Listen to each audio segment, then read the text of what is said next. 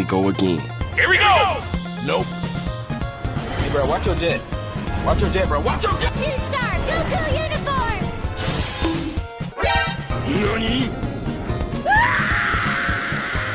Another day, another victory for the OG, taking down the sweats. The imposters among us.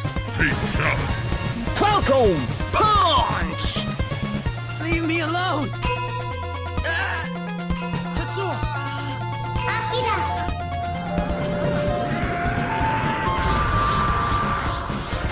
We will unite. We will stand together.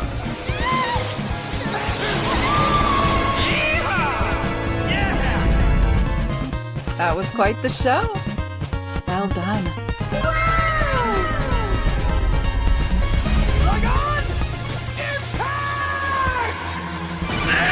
This is it, baby. Hold me. Welcome. That thing goes hard. God, I love it. It's so good. It makes me feel things when Goku's powering up and whatnot. And you get like the ocarina in the background. Oh, So good. absolute pleasure to have you all here today. Tomak, will you ever tell us what 622221 means? I could, but Big Man figured out what the last number meant. Do we want to know? Maybe. Is it something I will regret knowing? Maybe. Let's keep it a secret then. How you doing, Tomak? Been doing great. I got a little bit further in Requiem. I'm still in the same area. Is it a bit difficult? Do you need to get good, Tomak? A bit. I'm still trying to root around a large monster's breaking doorways. How many things are spray painted yellow in Requiem? It's like the only thing that have yellow on them are like the breakable boxes. And they're smaller tags than were in 7 and 8. All right, so it's giving the real gamers what they want, but it's kind of hard. It turns out games used to be hard. They didn't tell you what to do. There weren't fucking objective markers, let alone saving whenever you want. Hayden, Wayne, how you doing, buddy? I'm doing okay. I have played about 2 hours of Requiem, and a whole hour of it was me leaving it on pause while I went to work. Oof. I was gonna say, how much of that was a cutscene? Do they go full Kojima or? No. Good. There's like 3 minutes. Berries, yeah. It's just a couple of minutes with the cutscenes, but I started to play it again last night, and I was exceptionally drunk and died very quickly and went, no, this is not a drinking game. So, it's definitely not. Yeah, I'm gonna go put berries in holes instead. Wait, yeah, Hayden, are you a connoisseur of the hole digging? You like the hole digging, right? Me? Yeah, I'm the one who told you about berry. Yeah, I thought both you guys had that. So I know, and because you watch VTuber, have you played it yet? Oh yeah. Oh, okay. Oh yeah, I've played like 8 hours of berry. Yeah, the first day I bought it, I put in a full shift, 8 hours to beat it. Yes. Yeah. So I hadn't realized so berry, but when you look at your friends playing it, it says berry about 12 times. That's good. So that's one of the achievements, and those achievements are how many times you've leveled up a berry. Oh. Yeah. So like have you gotten to the pumpkin? There's a pumpkin? Yeah, you can make your berry buddies into pumpkins. I haven't gotten to that. Basically, I got the 5 million berry key, and then I found the way to use that. And so then I haven't gone back yet. Yeah. And then there's 4 endings. There's 4 endings. Have you solved the puzzles? No, well, yeah. I look at him, I go, I don't know what you want from me, so I don't need you. And then there's the secret code to put in the computer. Yeah, I don't know anything about the computer code yet. I know. I assume maybe that's one way to end it. I think so far I've got 2 black stars. Maybe it says berries. We were supposed to talk about this, but it's a ways away. We're like an hour from talking about this. But the berries are so fun and so addicting, like we couldn't help it. Yeah. We barely got through the intros. Seabrew for $1.99. Is that Wait, I thought it was a like number 1 red foam finger. Like it is, but it Yeah. doesn't say number 1. So is it pointing or is it saying number 1? No, it's a Seabrew? foam finger. It's just a All one right. foam finger. Did Yeah. you guys? Yeah. I mean, as a '90s kid, I certainly owned a foam finger or two. Did you guys yeah. own any foam fingers? I didn't. Oh, Absolutely. what? Yeah, I had a foam Dude, finger and a twin sister. So you When know you I got was a hit with kid, that thing. I used to go to hockey That's games super. all the time. That was like because I lived near a town that had like one of the minor league hockey teams. Sports family for me. So yeah, I went to many a game. So yeah, Yeah. more likely to get foam fingers. Oh yeah, for sure. And then you just have a foam finger laying around, and you just try to And a twin because sister. we didn't have and the then you just internet. hit her and with shit. it. Yeah. I have a sister that she's just about 2 years younger than me, like just barely over 2 years younger than me. So you know, it's having a sibling close in age. Yeah, you just annoy the piss out of them with the foam finger. Yes, similar to when the West discovered the Vuvuzela and realized, wait, I control everyone and pretend I'm doing it for soccer. All right, more on berries later. Appreciate you, Seabrew. Have you all considered hitting that thumbs up? I put a lot of work into this, guy. So if you could please hit that thumbs up, thank you. And you actually. I got to get rid of some of these rewards. Maybe with my That's the last couple adorable. days. Yeah, figure this is a good way to start it. Cows, Surprised man. that cat's tolerating it. Cows Dude, are that pretty cat cool. loves it. Yeah. Oh yeah. Farm cats. Yeah, they Yeah. know how to get a free cleaning. Oh yeah. All right, good way to start the day. Now let's talk some anime. Now, I had briefly talked about how they did a new short for Evangelion,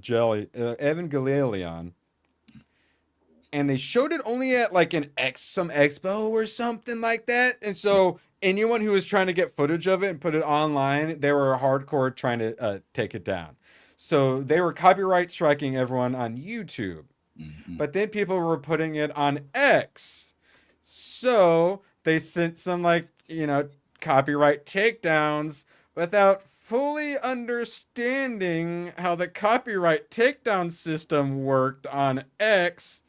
So everyone they tried to take it down got an email with the 4K The full version 4K version of it. attached to it. It's like, thanks, I think.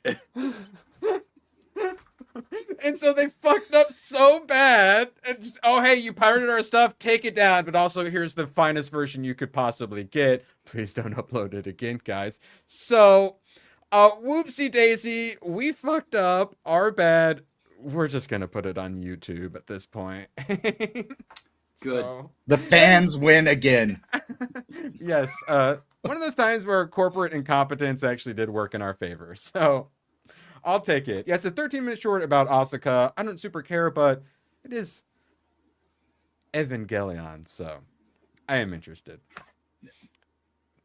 And I mean, I like somebody to put this lost stuff their on- job over on- this oh. because like to Oh. go through and try to file the claims and then have the full 4K version attached and go out to literally everyone that you were trying to have take it down. That's Whoopsie hilarious. daisies. That's, I'd say it's ironic, but nothing is ironic if you use the definition of ironic. It's just funny. It's good stuff. And the Japanese, they are very like saving face and very, I can't screw up kind of people. So whoever did this, like they probably didn't need fire. They probably seppuku'd. But hey, good news for us. We get some more. Please call the Evangelion. janitor. Shout out Barmy for 2 big brain mistakes. Speaking of big brains, so Oda hid the secret to the One Piece underwater. Everyone saw that. Or did he? Or did he?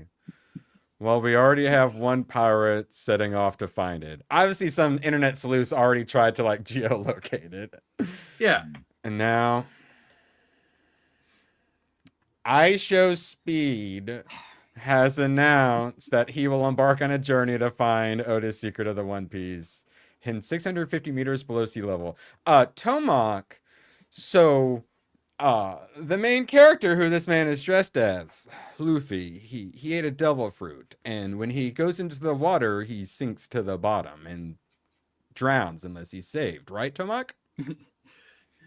Does assume that I Show Speed's also eating a double fruit. Hayden Wayne, do you know of any stereotypes about black people not being able to float? Yeah, they're notoriously not fans of deep water. So this motherfucker gonna sink down to the bottom and get which will be very like, interesting. he's gonna go That's his goal here. full Luffy, bro. I support it. Yeah, get Hey, after it, man. We live in a simulation. Exhibit 79. All right, moving on. Tomak. Let's see. Do you know what this new anime is for? Let's speed it up a little bit. And don't show the title. Do you know what this is for? Nanami. Victor, but with a K. Come on, Tomak, you know what this is? Show your Not real weeb. Oh. This looks like one of the general isekais. Oh, what about now? Well, Still no. Tomak, what if I told you they're finally doing a Suikoden anime? I've played so very little of Suikoden 2. Oh, you gifted me a Suikoden. I thought you Yeah, it liked was probably Suikoden. Suikoden 2. Yeah. Okay. Well, then I was gonna ask you if Suikoden it's got a good story, but do you even know then? Like Suikoden 2 has a really good story. It's mainly about recruiting 103 characters. So you have a gigantic party to choose from. Gotta catch them all. Geez, so kind of they're called the Stars of Destiny. Fire Emblem kind of vibe. Ish. There's very little tactics fights in Suikoden, but it is one of the various modes. Yeah, I meant more as collecting a bunch of different characters. Well, yeah. Also, it's like you need to help this person to have access to helping like 5 other people.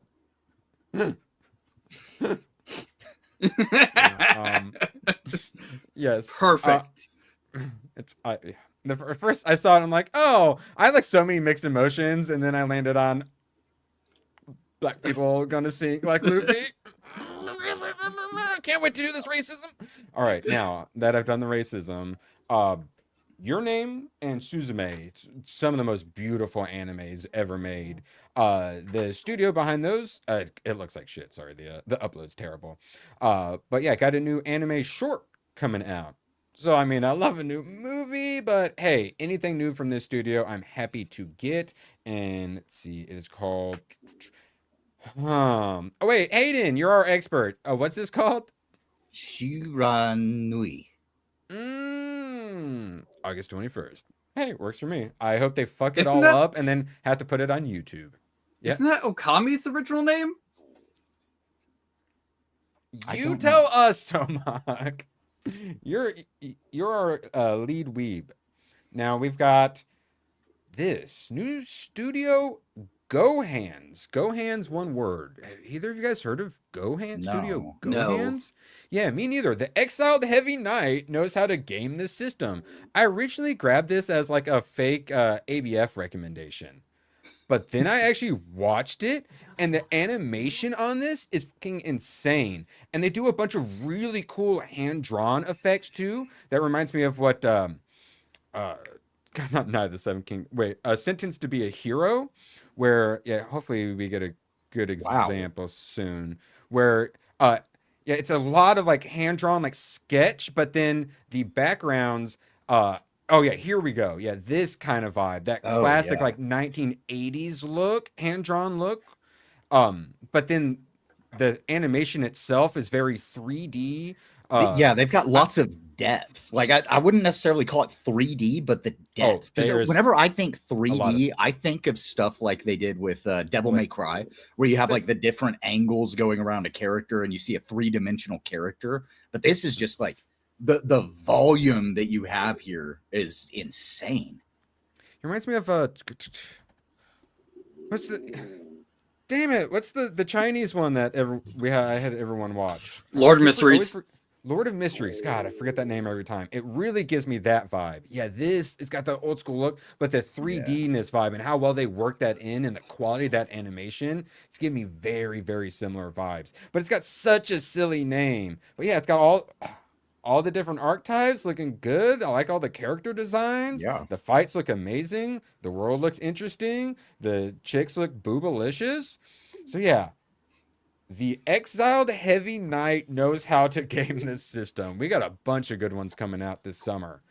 Studio Gohan's gonna have to keep an eye out on them. That's got me hyped.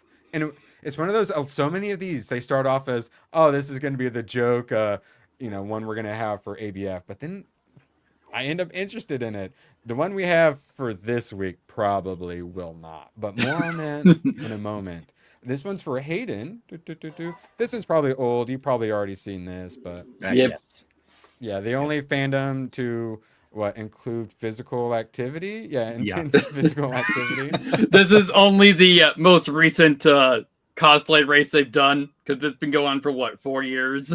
Yeah, something like that. It's been going for a little while. They get out there and they actually run on the horse tracks in the sand. And it's got to be kind of difficult because, like, I assume it's not easy to run on that. Oh no. either. Well, yeah, because that's deep, loose dirt.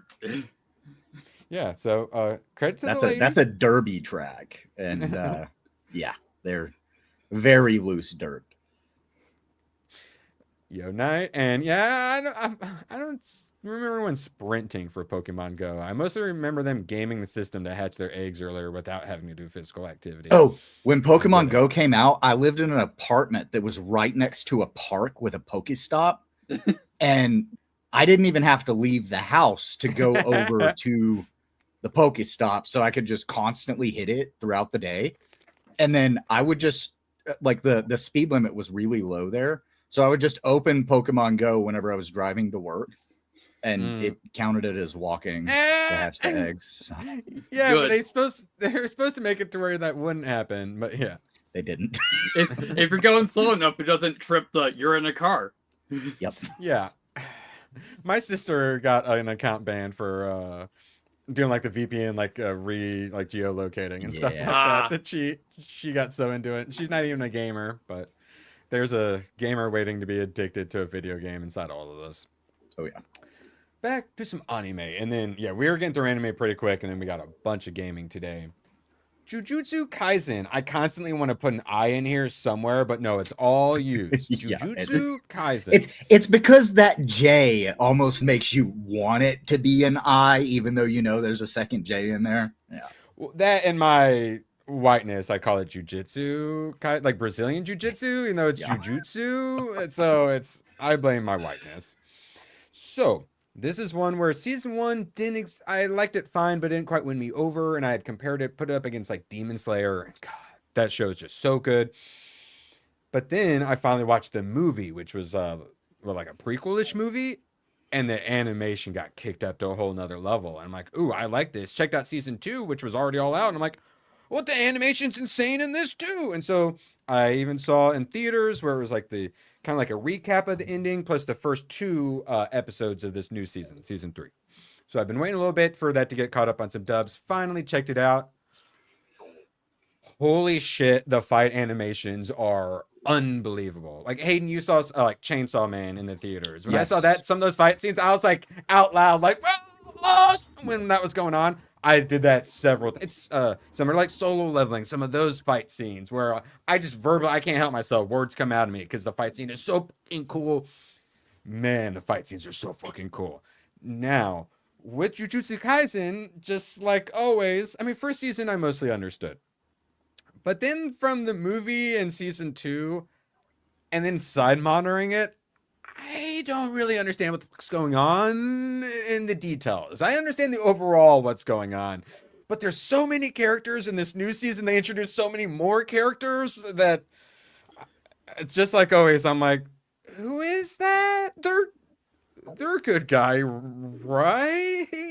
So this is actually something that I really like to see, because it feels like a lot of the anime studios are going back to the way that we used to actually watch things, where it had to have your undivided attention.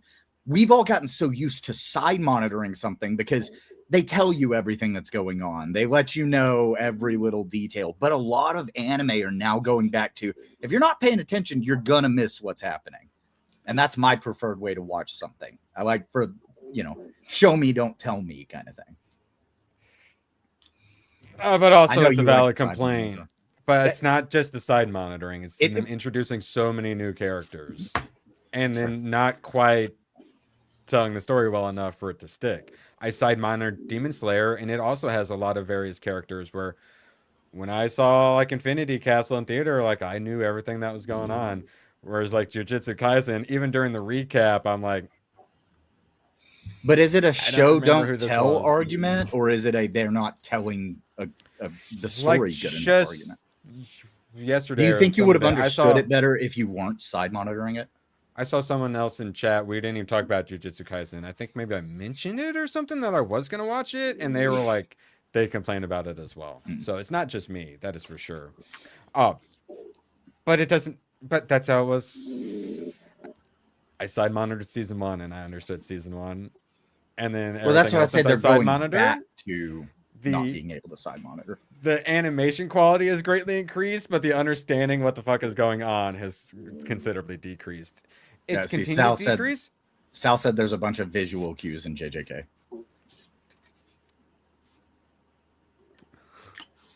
Yeah, and that's good, and I'm enjoying it. But that has fuck all to do with remembering who or knowing who any of the characters are.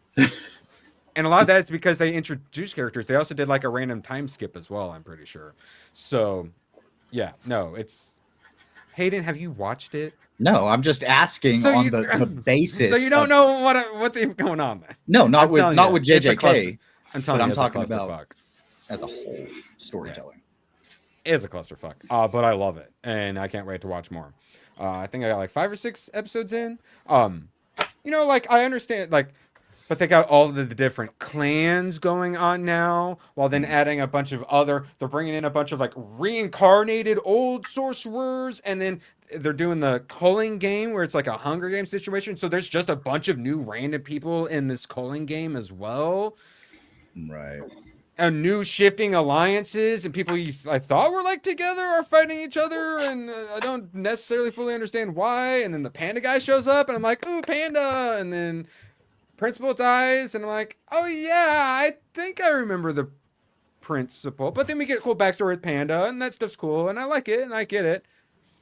But then like other dudes show up, and I don't really remember why this one guy thinks the main character is his brother. And so it's just like info dumping on you. I really miss Gojo. They literally have to shove him in a box. He's so OP, they have to trap him in a box for so fucking long. And I get it, but God, he's been trapped long enough. Bring the best character back out, please, God. Out of 10 so far. So yeah, quite enjoying it. Can't wait to get back into it. Now, any of you guys seen Angel's Egg from 1985? It sounds familiar. Well, yeah, you've talked about it a number of times, but it's been a long time since I've watched Angel's Egg.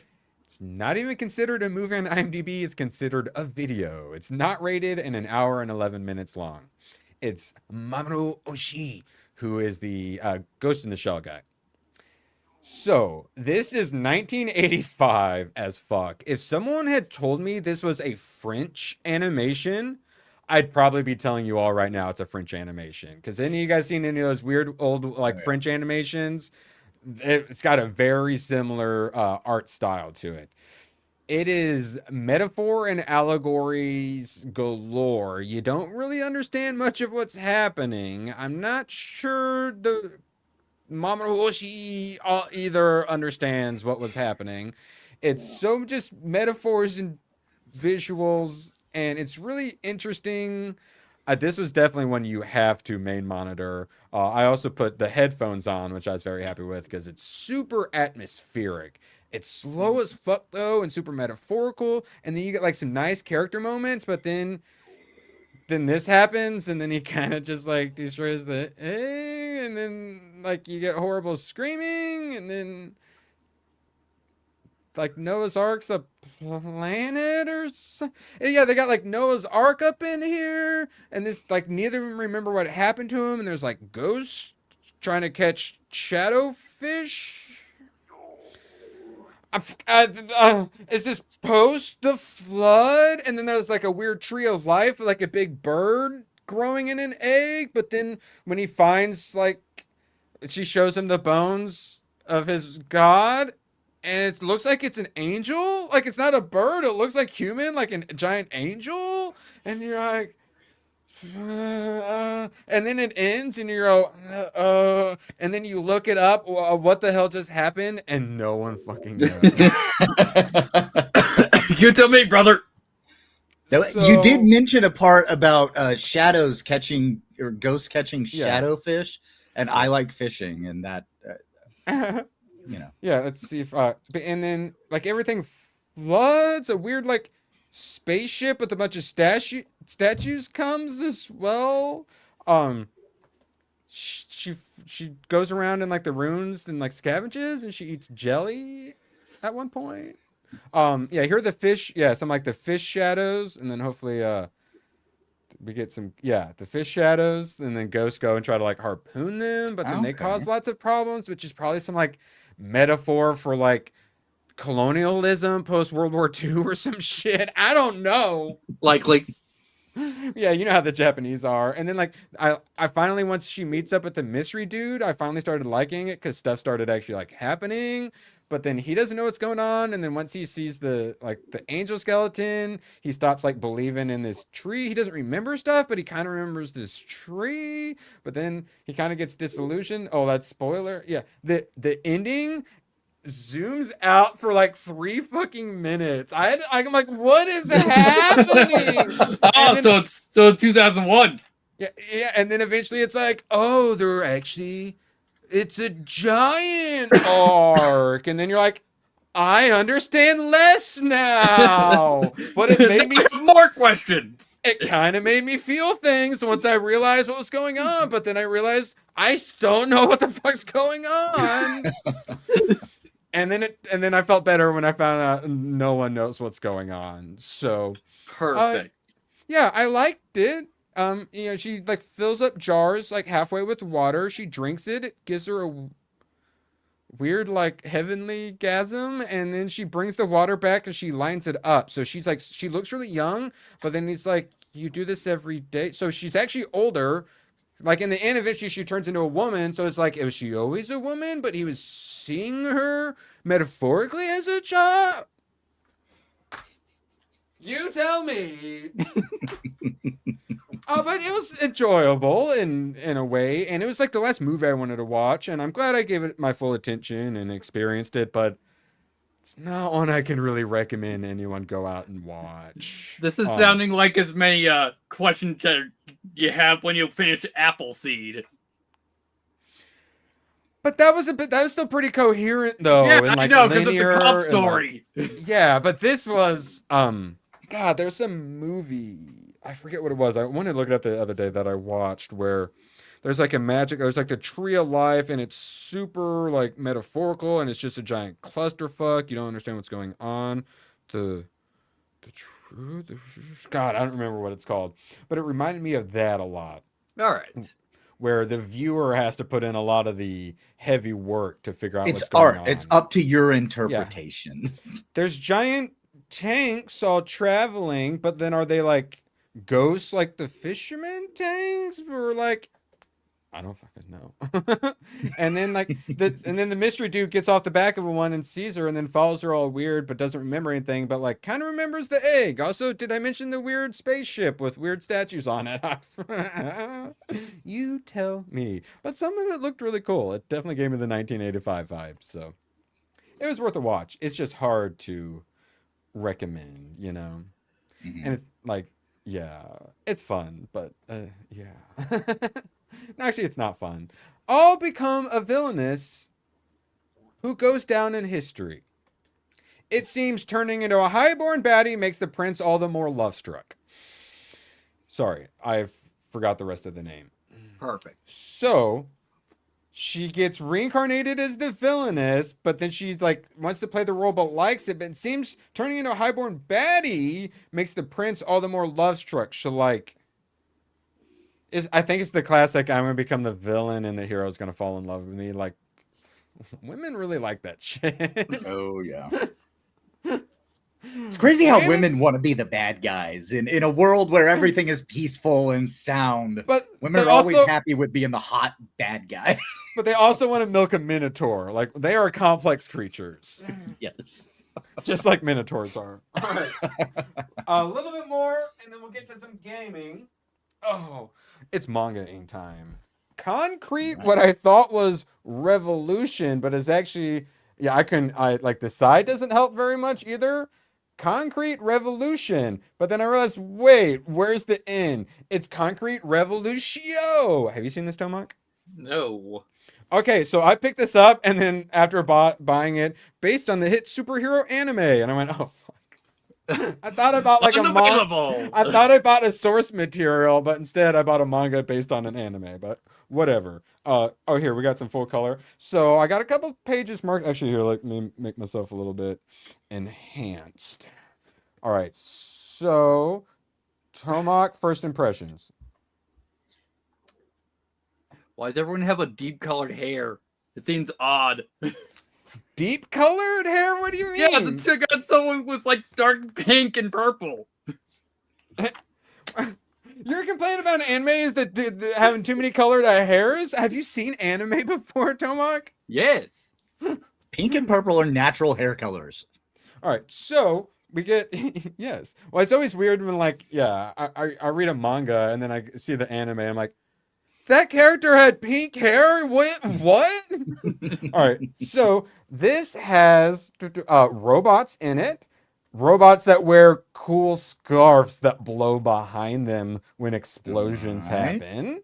But then also Tomak and Hayden, honestly, they've also got some fan service in there as well.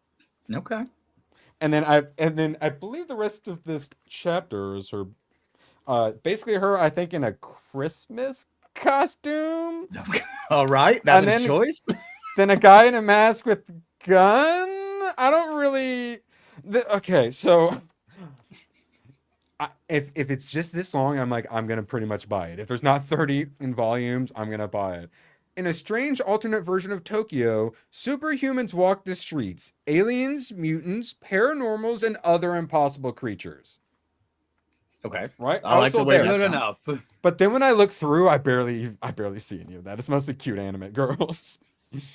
Jiro Toshihoshi, a human agent in Tokyo's Superhuman Bureau, has dedicated his life to upholding peace and order for all of the city's denizens. Tokyo's got its fair share of villains, and when the bad guys get to be too much to handle for even the heroes, you can be sure will be on the case.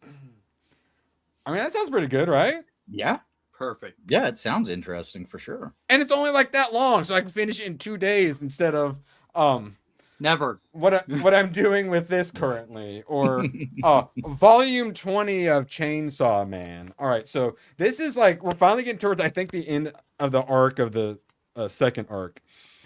Shit is going down. The power level creep is insane. If you're a Chainsaw Man fan and whatnot, don't worry, you're not getting spoiled. You're never. I don't think the anime is ever going to make it this far, anyways. The power creep is so fucking insane that the War Devil basically absorbs the Gun Devil and the Tank Devil, which the Gun Devil is the main baddie in the first arc, so super OP, and then turns the Statue of Liberty into this. Okay. So that's kind of cool, right? Yeah, And then like they briefly mention like the Death Devil, which I assume is like the ultimate devil, is coming. So now we've got the Aging Devil. And wait, is this what I wanted? Oh yeah, shooting and chick literally she absorbs the Gun Devil and then she just points and says bang and everything blows up. But then he says bang and then puts her in like a dimension where you like age for like a couple thousand years and you turn into trees and stuff. And yeah, it's really cool. And then the sixth arm, the actual chainsaw devil is back, which no one has seen unless you've read the manga. Because he's like Chainsaw Man, but like, you do enough, he turns into the 6-armed chainsaw devil thing. And this dude has some interesting powers, such as being able to erase certain things. And everything just goes off the walls. And then now, so my current thought is like, they're making a deal with the aging devil to get erased, so that way aging can be erased. So I'm like, oh, is that how they're gonna fight the death devil? Is by by destroying like death? So that nobody can age out. So power levels and like world changing shit. Now, like I think everyone, the whole world obviously knows about like the devils and stuff and everything. And the way you make it sounds like they're trying to fuck up the natural flow of time. That's what the devil's been doing, because you remove concepts. Yeah. When you remove the concept, like everyone forgets that it ever even existed. Like at one point, everyone's ears disappear.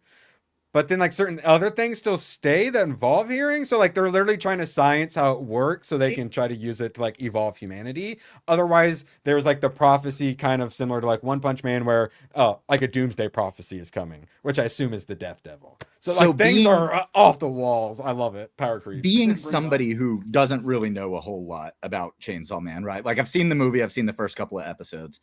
Haven't read the manga or anything. But based on what you just said, it sounds like the devils are the good guys and just trying to maintain the flow of natural time. No, the devils are certainly not good guys. Yeah, no, they're guys. It seems like that's what makes the Chainsaw Devil interesting, because he seems to be a bit of a rebel.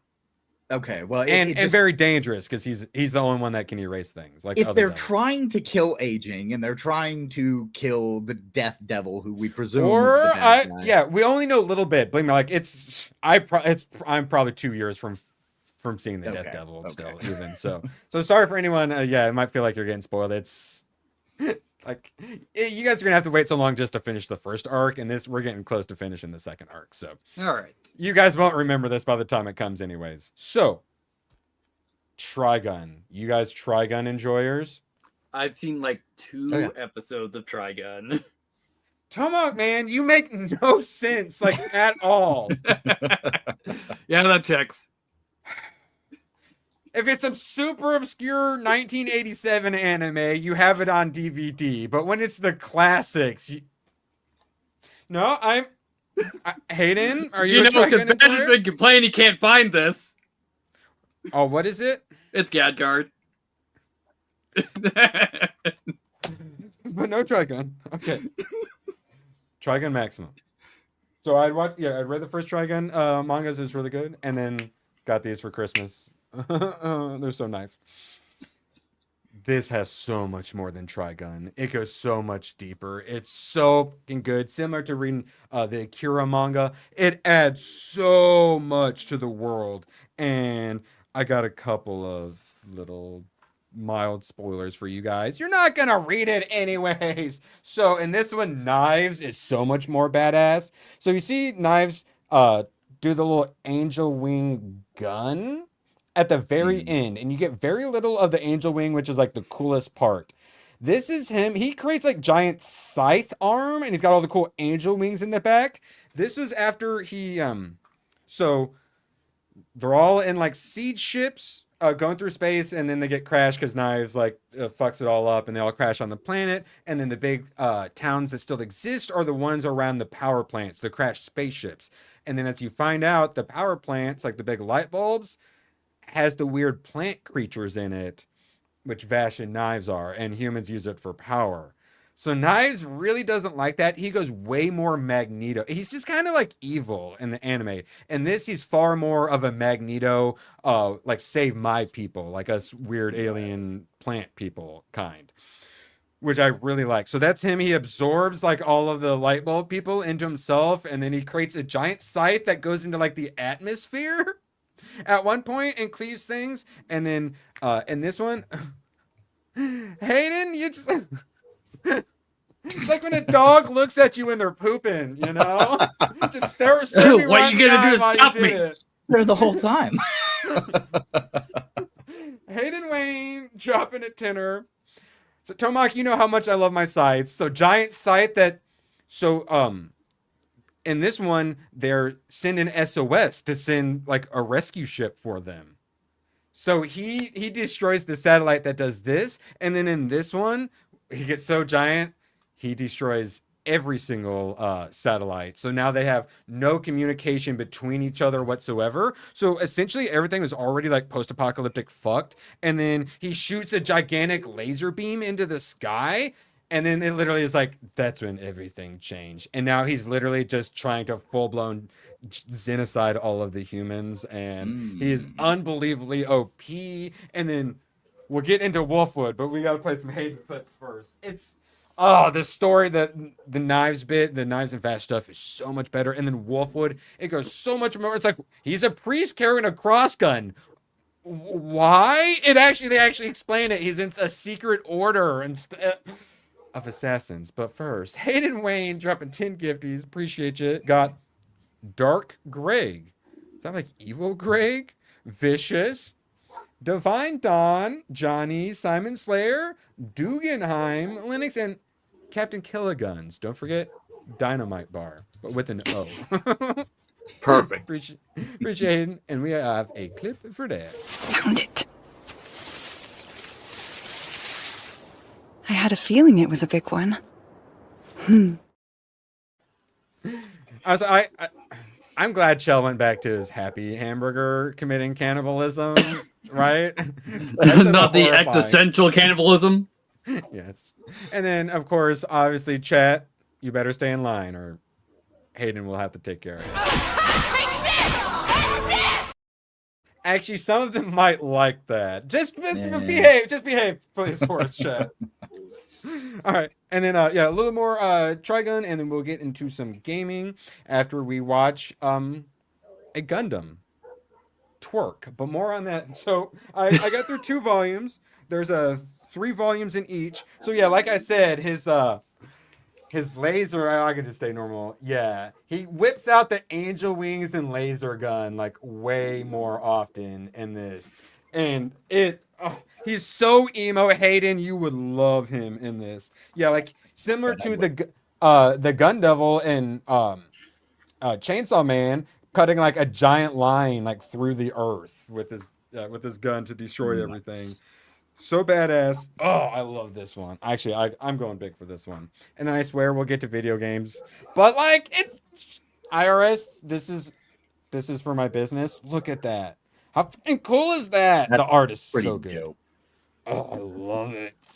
Fuck, it's so good. I'm loving it. I've got 5 more volumes left, and it's kind of like Akira, where it's going up to like a huge fight where I'm like, how is there still so much content afterwards? So I don't know what happens, but it's gonna be fucking epic. I can't wait. Oh. Yeah, Cowboy Bebop, Trigun were my jam. There's actually Cowboy Bebop manga, but it's wildly expensive. But yeah, getting all this extra content, it makes me happy on the inside. All right, as promised, we have Gundam's twerking. So I showed the other day Robin from Teen Titans Go. They have a toy where it twerks, a twerking children's toy with a boy twerking. That's fucking disgusting. This though is hilarious, and I fully support it. Yeah, Tomak? This is hilarious. I see this is set up like a Nikkei character. Yeah, what I was assuming this was. Yes. Beautiful. All right, men of culture. All right, now moving along to some gaming, of course. After chat's court-mandated resharing of this stream, okay? We'll do an honor system, chat, but your court-appointed guardian will be in to do a check to make sure you've reposted. So you might as well just share it on X before we have to use the full force of the law against you. Now, one last one before we move on to gaming. Actually, yes, we'll call this Hayden Super Chat reward. Man, they're just like us, bro. They're just like us. They are. Also, that's an orangutan. God, you let that happen. Orangutans only want one thing, and it's disgusting. Oh no, I can't believe he did exactly the thing I leaned in for him to do. What? I can't believe he would do exactly that. Oh no, please keep filming. I mean, no, it's so embarrassing. All right. Well, hey, she took one for the team, and I appreciate it. She's a team player.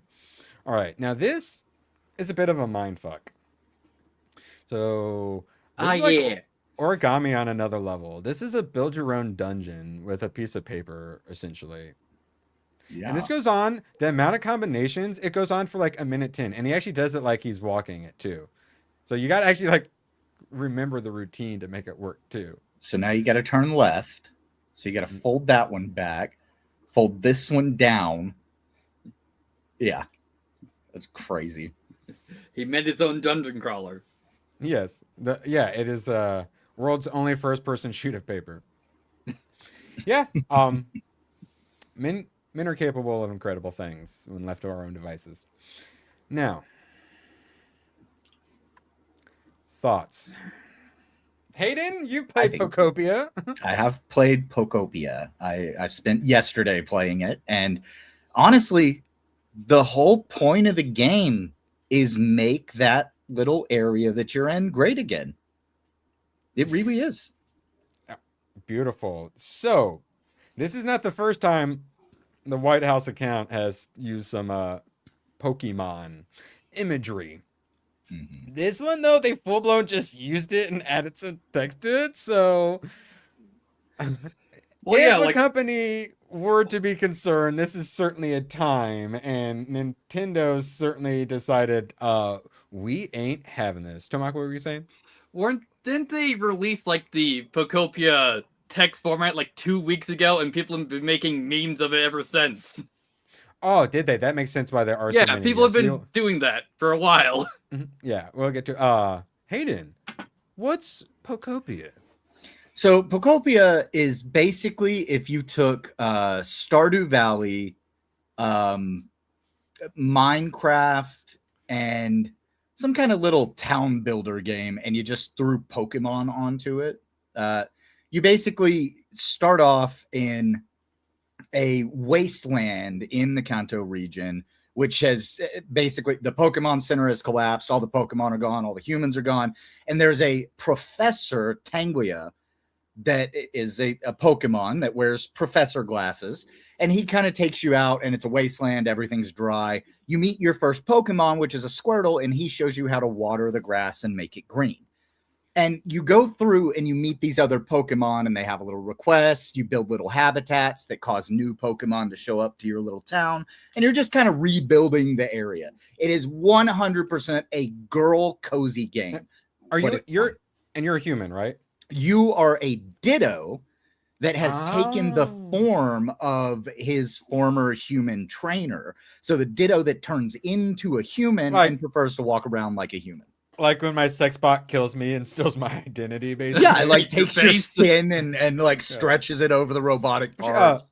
Detective Pikachu. Actually, that was the end. The evil guy was actually a Ditto. This is actually more like what I was saying, where you can tell that the skin has been stretched over the Pokemon parts, because you do very much have like weird gangly Ditto arms and like the dead eyes and the like expressionless face.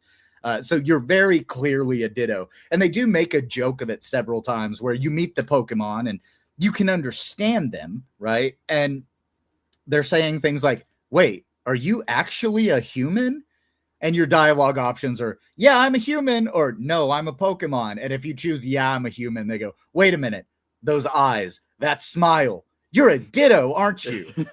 So yeah, it's a whole thing. But you do, as you get the abilities like Squirtle's water gun, your backpack turns into a Squirtle shell, and you get a Squirtle tail, and then you spray water. So as you get the different Pokemon's abilities, you do a kind of transformation, and the game does make fun of your Ditto's ability to not be able to turn into another Pokemon, but you do really good as transforming into a human. So their version of like people thinking that shape-shifting reptilians actually run the government. Do you think there's conspiracy theorists that think Dittos are secretly running the government, and they're the ones that made us invade the Kanto region? It's very much all of the Pokemon they're looking for the humans and looking for the other Pokemon. But there is an interesting little story to follow there, and it relies heavily on exploration and finding things. And then you get to the points where you're like crafting things, you're building Pokemon houses. Okay, that is definitely got the Ditto face. Okay, or Yes. it's missing some chromosomes. Yeah, okay. that is the Ditto face. Ditto can only copy something to 90% accuracy. Yeah, legally distinct 90%. Yes. Yeah. All right, so this has kind of been backfiring a little bit. So for like my ex, I didn't get a lot of it, but a lot of people started using the meme format, and there were some positive ones, but a lot of people are using it for like release the Epstein files and stuff like that, and it's kind of being used against the White House considerably more effectively when they did the like gotta catch 'em all, or the last time they used the Pokemon thing. So Well, and the just like, reason is man, this is easier because all this is a background screenshot with that specific style of text. So you could make it say whatever you wanted. Yeah, This is just a text actually format. a meme template that the left can copy because you just type a couple of words. I'm Which waiting is- on the one that comes out that see they're well, getting yeah. longer and longer. Yeah, it's like a whole I did- a whole I did paragraph. see one of those, and people responded with "I'm sorry" or "Congratulations." yeah. I ain't reading all that shit. So it wasn't just the White House that backfired on, though. We'll get to some more after this, though. Pokemans issued a statement. We are aware of recent social content that includes imagery associated with our brand. We were not involved in its creation or distribution. No shit. And no permission was granted. Yeah, it's a meme, retard. Our mission is to bring the world together, and that mission is not affiliated with any political viewpoint or agenda, unless it's Black Lives Matter. It's like, oh really? Like, haven't they been caught twice being politically biased? So yes, and they've kind of leaned. Have they leaned into the body type 1, like body type A and B? I don't quite I think remember. it's still boy and girl. Is it okay? Well, Because I'm quite they don't happy. actually say boy or girl Yeah, they in changed it, Poke. right? Yeah, so it looks like this or looks like this. Yes. Like Whereas I just got Leaf Green. Joy and I will talk about it a bit later. I was very happy when it asked me if I wanted to be a boy or a girl. yeah. So at least they haven't changed that one. All right, now, yeah, Ricky Berwick with a Perfect. salient point, just so well thought out. Of the philosopher of our times, one could say. Now, Twitch tried to get in on it. Mods, ban them. Except it's more like Twitch protects terrorist sympathizers. Yes. Yeah. So the comment section isn't going the way you planned. Just ban Hassan Piker already. We've seen that one. You get what you fucking deserve. More of that. More of that. Yet more of that. Mods, properly enforce TOS on all streamers. You failed to protect women at TwitchCon. Perfect. Yeah, if the community, if the social media doesn't quite love you, maybe don't give them a media template, a meme template to express their feelings so easily against you. Yep. Like I said, Yeah. and this one's super easy because I'm pretty sure you can just throw it into Grok and say, make this say this, and it'll say whatever the hell you want it to say. So, Oh, yes, Pokemon Go. That was one where they got Ugly Stick. Yeah, my sister was addicted to it. She was not happy. Did you play at that time, Hayden? yeah, no, I had stopped playing Pokemon Go by the time they uglified all the characters. So, but I do remember. Mr. Gorbachev, tear down that wall of text. You know what? That's actually a good. I'm gonna see if I can make one right now using Grok that says that we can use as a reply. So, the Beagle Daily out here making female video game characters attractive again. So this is what we started with. I don't think any of us want this. Hayden, you're pretty counterculture. Do you even want this shit? No, not at all. Yeah, sorry, Keep this it is away. ugly. They should have stolen the art style from a better artist. Mhm. Well, So I like a lot of what the Bugle Daily does. Occasionally, Tomac will put you. I'll ask you this question. You're our boob expert. Is this maybe a little too much boob? Yeah, she got better battery life then. But she definitely needs more back support. Yes. Because I would argue, like, yeah, this works for some things, but like, I don't need all of my female characters to have triple G's. Like, I am happy with some C cups, you know. I don't need the porn star stripper, like the fakest boob you've ever seen boob. I don't necessarily need that. Now, if we're talking like Lara Croft or we're talking some anime, this works for me. But like, I don't need my Bungie shooters to have boobs this gigantic. Is that fair? Yeah. But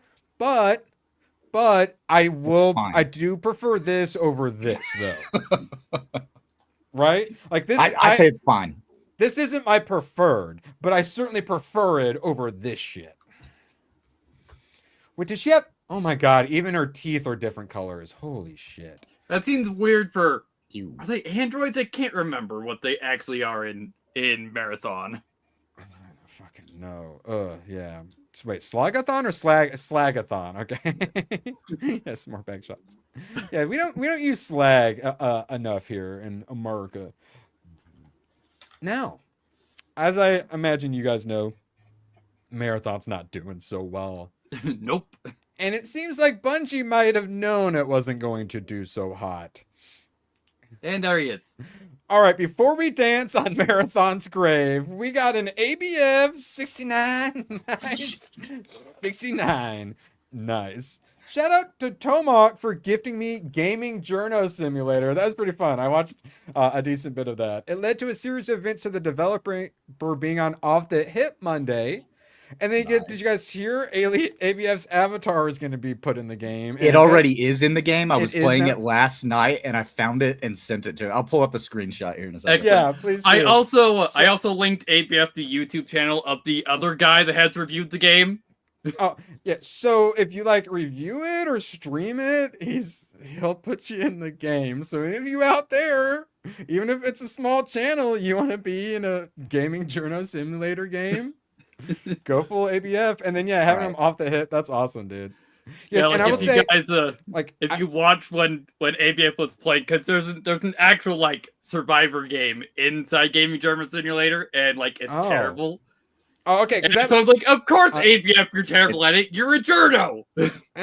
So, Yasuke Simulator was an absolute embarrassment of a game. I even suggested don't even buy it for like the lol. It was so bad. Like, don't encourage that behavior. This looked a little more real, but now I didn't see any of the survival game parts. Is that total dog shit? It's an arcade cabinet. It's an arcade interesting thing you can do. Oh, okay. Yeah, I saw him playing the different it's ones. mainly Okay. a narrative game. But yeah, no, that's great. And then we had the God, what was the base side scroller? The Great Rebellion. Like that guy was hitting all of us up to get on. Yeah, we got people on our side making video games. It's great. And that dude put in lots of reference. He's basically me. Like how I made my documentary to get like on everyone's radar by just putting them in, you know. He basically just put a bunch he put a bunch of references in the game. And I mean, it's already somewhat working. So yeah, I get it. I fully support it. And yeah, it's good to see this energy on our side. You know me. That's what I'm all about. I want everybody scissoring. You love to see it. I'm sharing my screen. All right. Before then, as I whip that out, I will got one locked and loaded. Sorry. Okay.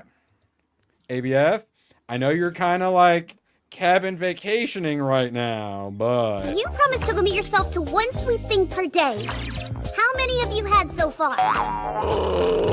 Like 3.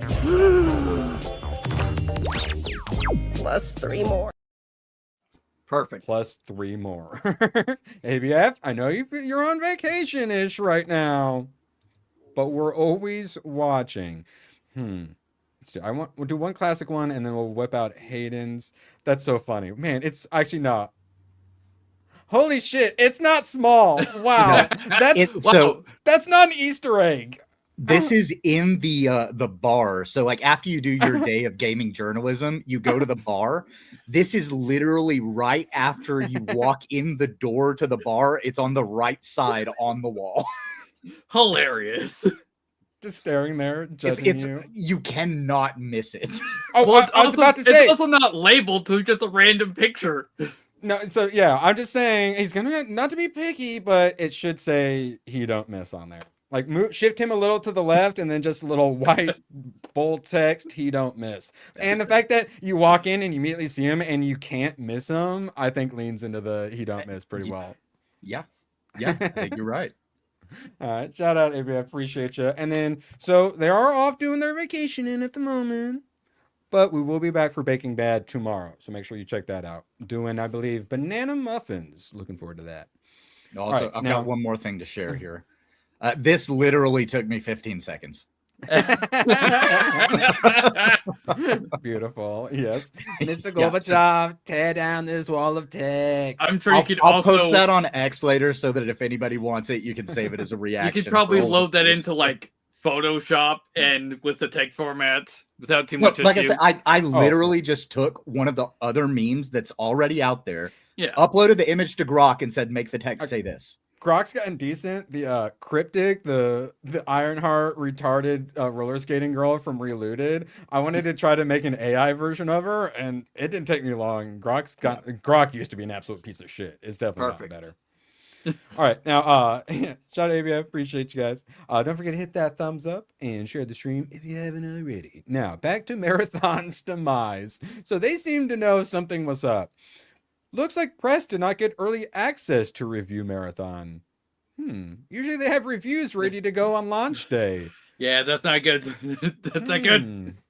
Interesting. All right. Funny enough, it took 38 seconds to make that meme. Hilarious. How long Grok took to make it.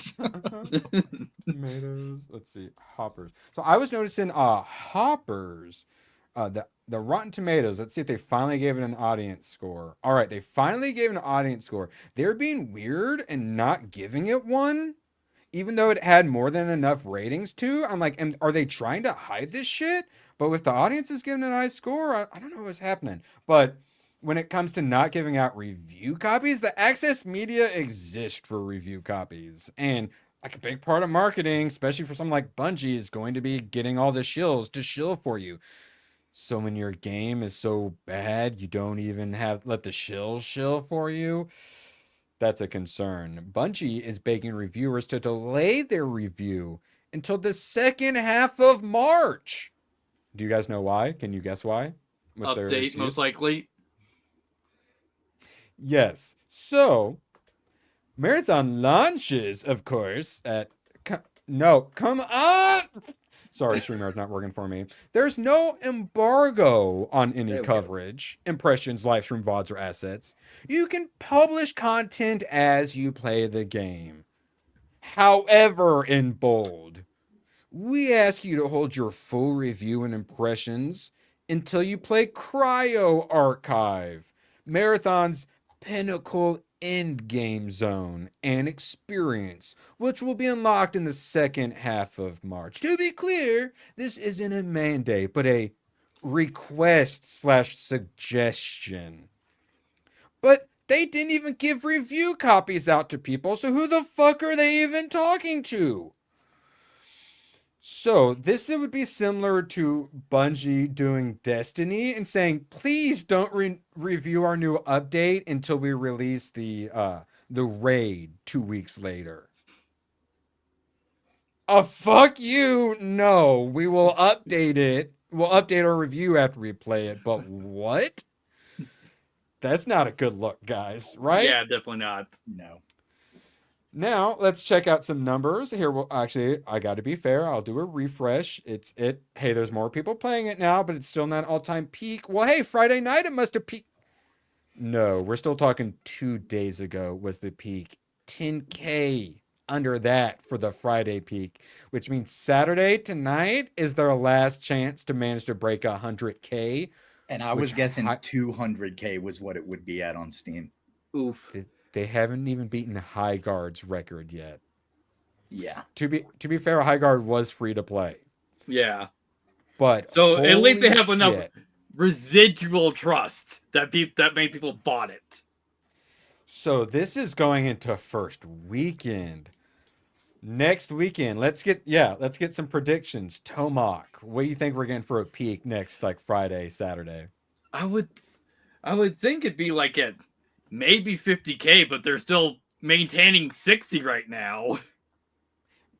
To be fair, first weekend. But Yeah, I know. Yes. So I don't think they'll have 50K that much of a dip next week. 50K, pretty reasonable. Hayden, you think it's going to fall off the face of the earth like Highguard, or more like 50K next weekend? Honestly, like I said, I was expecting a launch weekend of around 200K because I thought that there was going to be enough hype behind it to at least get people curious. But maybe what actually killed that was their server slam weekend. So I think it only goes down from here, honestly. I thought they were going to break 100K. Yeah. Fleekazoid guy, he put up I think it was a joke poll saying, what should I bet on, like Polymarket, under 100K or over 100K? And I voted under 100K because, lol, marathon bad. But then after I did that, I was like, oh, wait, what if he wasn't joking? Because it's probably going to be over 100K. And then this happened, and I went, oh, I think it is going to stick under 100K. Fuck. Failure. Good, Bungie. You fucking deserve it. Yep. You get what you fucking deserve. Now, Slay the Spire 2 is getting what it fucking deserves at over $500,000 for an indie roguelike card builder. Have either of you played Slay the Spire 1? Yes, no. I have. Did you enjoy it? Yeah, I enjoyed it a lot. Some people tried to get me to download the Packmaster mod. Yeah, there's some other, I forget which one I played, but someone did a whole new version of the game, which was actually better. That's the one I played. I think I played that one almost as much. I was told to play Slay the Spire, and then I was told, but the second one's coming out, so just wait and play it. I believe you were told that by me, yes. Yeah, because Slay the Spire with more shit. Yeah. So, Slay the Spire, because obviously I'm hooked on roguelites and roguelikes, if they're good enough. What got me stuck? Hades. That was the first one I played where I went, ooh, I like this every run being different thing. That's pretty interesting. And then I followed that up with Dead Cells, which I'm normally not a big platformer Metroidvania guy, but they did it so damn well. And the combat's really fun in it. And the roguelite element's really good. And then Slay the Spire, which that's the one that gave us where when you beat a level, similar to Shape of Dreams, where you beat a level and then you kind of have a map you can go around. Mm-hmm. That's the one that gave us that. Okay. Yeah. But you can also say, like a Rogue, a Binding of Isaac. It's kind of always been there, but they're the ones that really cement to that. When you see it now, a lot of people are probably more inspired by this. Yeah, Slay the Spire told you your encounters you're going to be going through. I quite like it. It's not a full roguelike, and I believe each character you can level up a few times, if I'm not mistaken. So and you can unlock new characters, and they themselves have different cards rather than a Balatro where if you complete certain achievements or challenges, you'll get new, better cards, and that's how you slowly get better rather than passive upgrades. I like passive upgrades. Give me a passive upgrade. Give me a roguelike. Yeah, because Slay the Spire is a roguelike because there's no meta progression. Yes, which ends up. Yeah, other than unlocking new characters. And then I swore maybe it might have been the mod I played though, but I swore they each had different levels you could take them to. I don't remember in the first one. I'm probably wrong then. I'm probably wrong. It is probably the mod. Oh, which if this one, thankfully, they have it where it looks like you can team up different characters. So instead of just having the one hero, there's some kind of tag team system. Yeah, you can find some animals to be companions during your run. So if you like deck builders or you like roguelites, Slay the Spire is a goat for a reason, and there is there's a reason why it's at $500,000 peak. Yeah. See, I almost picked up Slay the Spire 2 last night after I realized I was too drunk to play Resident Evil. But instead, I picked up Gaming Journo Simulator, and I'm glad I did because I found that little thing of ABF in there. So. Perfect. And okay, yeah, I kind of thought Slay the Spire is on Game Pass. So if you're not quite sure about it and you have Game Pass, try it on there. And it's how it is on Game Pass, so you got to justify the money you spend on it. And Slay the Spire, it definitely helped justify the money. All right, moving on to Slay the Spire 2 and single A indie studio dunking on Marathon. So Marathon put out, Marathon is live now. To celebrate your arrival, listen to a message from Gus Moraine, new Caloric CEO and founder. So this is like the future how you eat, and like your friend can eat this hamburger. Yeah, it's a hamburger. New Whatever, it's Caloric. in universe. Like you just stuff. get your Yeah, so faces close together and suck the hamburger out Yeah, of the like straws. Is Lady and the Tramp. Yeah, that okay? like a hookah with multiple hoses. I don't. Good So, Lord. yeah, blah blah blah. So they try to push that, and then Mega Crit, the ones behind Slay the Spire. Congratulations to the Marathon team on their launch. Don't let small indie passion projects like this Marathon pass you by just because Slay the Spire 2 is out. Heart emoji. Mic drop. Eat shit and die is what they actually said, but they said it in the polite business kind of way. That's beautiful.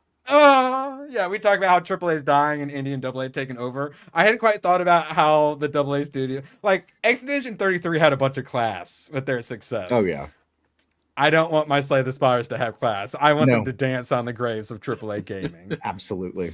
Oh, The industry beautiful. needs to know that we don't want the Yeah. constant Yeah, look shit at that me. you're churning out to us. Look at me. Where are the game developers now? Yep. I like it. Paul Tassi, the one who's like, it's Bungie's, guys. It's a guaranteed success, guys. Not Even he's anymore. like, well, the Marathon. If I had seen the last 5 years of Bungie, I might agree.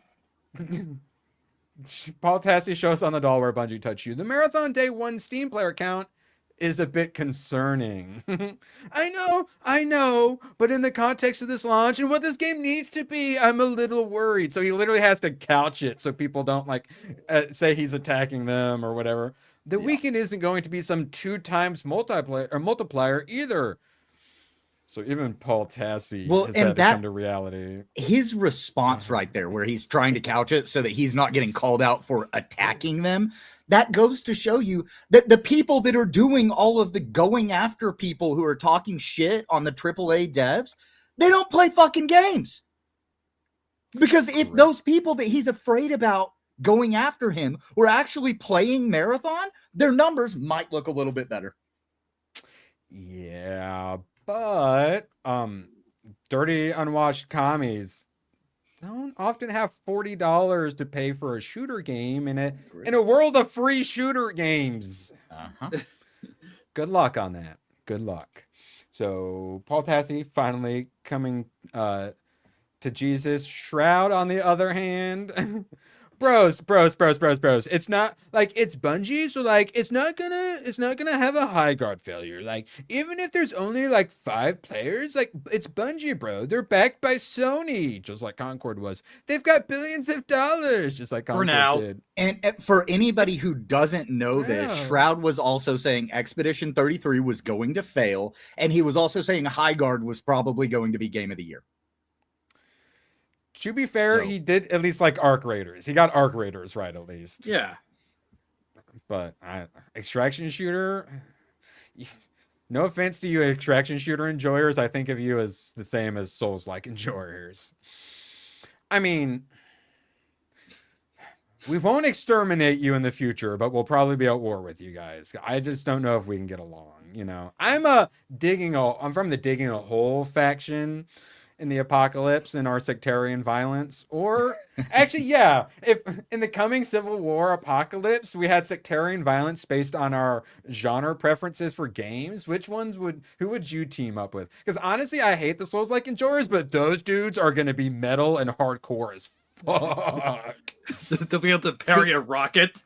But the Hole Diggers, dude, we're going to live underground. We're going to have a whole underground complex. Sorry, Hayden, good. I've got the benefit of being the ambassador to everybody because I love my cozy games. I love my hole digging games. I love my Souls-like games. Like, I mean, I can kind of just float between the different. You're one of them dirty triple agents. You're going to be the Epstein. I don't trust you. You're going to be blackmailing all of us. I prefer if we don't murder each other. Ratting Let's us all try and out. talk this out first. You're going to like sabotage their Estus flask and shit. Building I don't know. unity. That's what we Actually, call it. well, actually, if you want, the whole diggers will support you if you poison their Estus flasks because they literally can't do anything without their Estus flasks. But they are Or- also the ones that can like attack the big scary things. So Yeah, for like 20 why not seconds, ally with and then them? they have no stamina. So it's all about management. well, You just stamina management. screw those guys. I'm teaming up with the Monster Hunter. If we need to slay some giant titans, I'm going with the Monster Hunter people. Sorry. Yeah. I'm also a Monster Hunter enjoyer, say so that- I could talk with them as well. Yeah, I feel like them and the Shadow of Colossus, like people are gonna team up. All right. Yeah. Yes, actually, I kind of want to. Yeah, I kind of want to keep going into this, but no, we have more tabs to get to. We should But I explore that kinda- one day for sure. I kind of. And because my other thought was just go with the roguelite people because that's like a huge like group of people. But the it's like- roguelike it's people super- like die and then expect to it's- respawn. Yeah, and super unruly. We're like the we're like the jesters. Well, that didn't work. You're Let's like try the again. orcs from Warhammer, where you just go in and if you die, you die. Like, Oh yeah, that's I didn't think of it, but like every time it's different. We don't really plan. We just kind of Leroy Jenkins it and just hope we don't die. Eventually, we don't. but that's after dying multiple times and coming back more powerful. So, do you get that ability in the post-apocalypse? Like, do you get to respawn? Because if so, you're clearly the side to go with.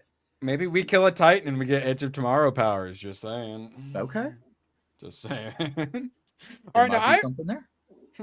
But like ABF teaming up with the what's it like 4A? Isn't that the genre for Civilization? Honestly, those dudes, they be like the Machiavellian motherfuckers, like grand chessboard and everything. So those See, guys, would they're the be- ones who build the society. Yeah, of, they're gonna be off the of social- sectarian violence. Yeah, they're the social engineers essentially. Yeah. Mhm. But then we need like all the Call of Duty first-person shooters. There'll be all the grunts and whatnot. There'll be the runs running like the bullet Oh yeah, and farms. there's millions of them, so Oh. it'll be fine. And the cozy gamers, the farms, the Pocopia farm simulator people will be the one like the breadbasket. Yep. I like That's what I'm this saying. world. I can be the ambassador that brings all of us together under the 4A rulers Yeah, that actually 4X. rebuild society. Yeah, I was gonna say, Or isn't 4X, it 4X? It's like civilization. Yeah, 4H. Yeah, That's like 4X. the kids who the farmers, right? 4H. No, that's 4H. Yeah. ABF, There's I'm too many more- Club. Letter. Yes, I'll say I am also an FPS gamer too. So I don't know. Do I go with my underground diggers? Do I go with the wild guys and the roguelites, or do I go with my FPS bros while we dolphin dive all over the battlefield? Why, hello there, my fellow diggers. Yeah. Well, actually, yeah, we will be the deadliest, but we'll be like. We'll be trying like diving left and right for no reason constantly. Like, yeah, constantly every corner we find, we crouch, we shoot 2 bullets and we reload. So yeah, I don't know, man. I'm gonna actually I think I might develop this theory a little bit. Like this, Nut Bunny, that the would actually, dating sim bros or the breeders. We'll let them. oh my handle it. god. Yeah. They can have their Minotaur milking farms, yes. Oh god. Yeah, I think dude, this is if I ever create like a universe, my own universe with some generative AI, this would be a good one. I want to go sci-fi dystopia, but like video game battle world also sounds Yeah, awesome too. Just taking the gamers and their different genres of Yeah. games that they like. that could go pretty There's viral something too. there. Yeah. No, I'm gonna keep that one in the old brain case for a few more hours before I forget it. All right. Now, moving on from Shroud being a tard. So I haven't seen Ninja in a while. Now that he's older and he has normal hair, he is far less insufferable, I must say. So this is him playing Marathon. He kills a player, almost goes down, reloads for, hold on, let's go. All right. No, hold on, let's see. 1,000, 1,000. It's a full 2 seconds or more to reload. This Cool. clip is like hapkin reloading. And then so yeah, he's not happy. He's already like I done hate with that this loot game. spawn. Yeah, he's going through looting some shit. He comes out to a bot shooting him. Reloads, tries to reload for another 2 seconds because his magazine's got like 12 fucking bullets in it. And then goes down to the bot. Yells about how the AI is harder than real players. I can't stand this game. And then He exits the desktop. Wait. Perfect. So, Bungie, maybe you should have paid the shills, because even the shills aren't enjoying it. Also, when he was looting, it's like, why is all the loot in the bag not loaded? That seemed weird. That's what I was saying. I hate that like looting system where it like slowly loads Reveals? in and you're just waiting and you're sitting there and then you finally find one item to take and yeah. Yeah, that thing's bad. Yeah, you literally... Come on, hurry up, I'm trying to loot. I can't see anything. And then a robot comes and... Yeah. Graph web for 2. For fuck's sake, hashtag... Cancel Disney Plus. Graph web, you need to stream Gaming Journo Simulator, and we need to get hashtag cancel Disney Plus and Gaming Journo Simulator. I said it. Appreciate you, Graph. And we actually have a clip for that. One moment, please. So, oh, for fuck's sake. He's right. Hashtag cancel Disney Plus, guys. Now, Megacrit Games co-founder stated he wants players to experience all of the same content. We're microtransaction haters. Inject it right into my veins. Yeah, because Slay the Spire never had an expansion. It just got updates. Yeah, and it was so beloved by its community, they created expansions for it. Well, technically there are microtransactions, but they're more of macrotransactions because there's a Slay the Spire board game you can buy. Oh, well, I'm okay. So, yeah. So, Slay the Spire 2, I did just check. I was like, wait, is it on Game Pass? Like, the first one is not. Because if it was on Game Pass, I probably wouldn't be very productive today. So, no microtransactions. That's wonderful. Just keep injecting into my vein. All those Hollow Knight, you'll love to see the wins. Well, and that's one of the things like Crimson Desert and Pearl Abyss are doing too, right? Like everybody is concerned that they're going to go microtransactions, but their PR so far has been, we will never have microtransactions. This is a game. It has a beginning, a middle, and an end. And once you're done with the game, maybe we give you some DLC later down the line. No microtransactions.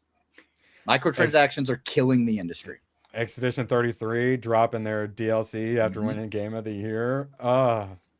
Beautiful. Genius. Yep, love it. Almost as beautiful and genius as our good friend Nick. Gore for 2. Appreciate you, Nick. He just has such a way with words, you know. Indeed. Now, we actually have some AAA wins too. People are loving Resident Evil Requiem. Some are really loving it. Yeah. So my thought here is the cat sees Leon's shaggy hair and he's like, that hair needs groomed. Right? That is kind of what that looks Probably. Yeah, it jumps up a little bit to get the... He's like, bro, you need some help with them split ends. Wash that shit, man. So, we have a successful game. How do you know? You get various viral memes and stuff like that. How else do you know? The company tells you how many copies were sold. Yeah. So I had some concern. We would like to express our heartfelt gratitude to the over 5 million players who have braved the horrors of Resident Evil Requiem. Thank you for 30 years of support. Heart emoji. Beautiful. That's all you need to say. Nailed it. A little like original art or something. Perfect. But then I got a little concerned about players. But I'm like, players. Yeah. I don't think it's on Game Pass. But then they say 5 million copies sold. So when they say players, they actually just mean like, thank you. Yeah, because it's single player. To the players, yeah. Whereas if you're a game that fails, you use players as, you know, to lie to to high number. Yeah, lie to investors and such. But yeah, 5 million copies sold. Thank you all for playing this right here. AAA company, you do well. Thank the players, for God's sakes. Thank it's the beautiful. players.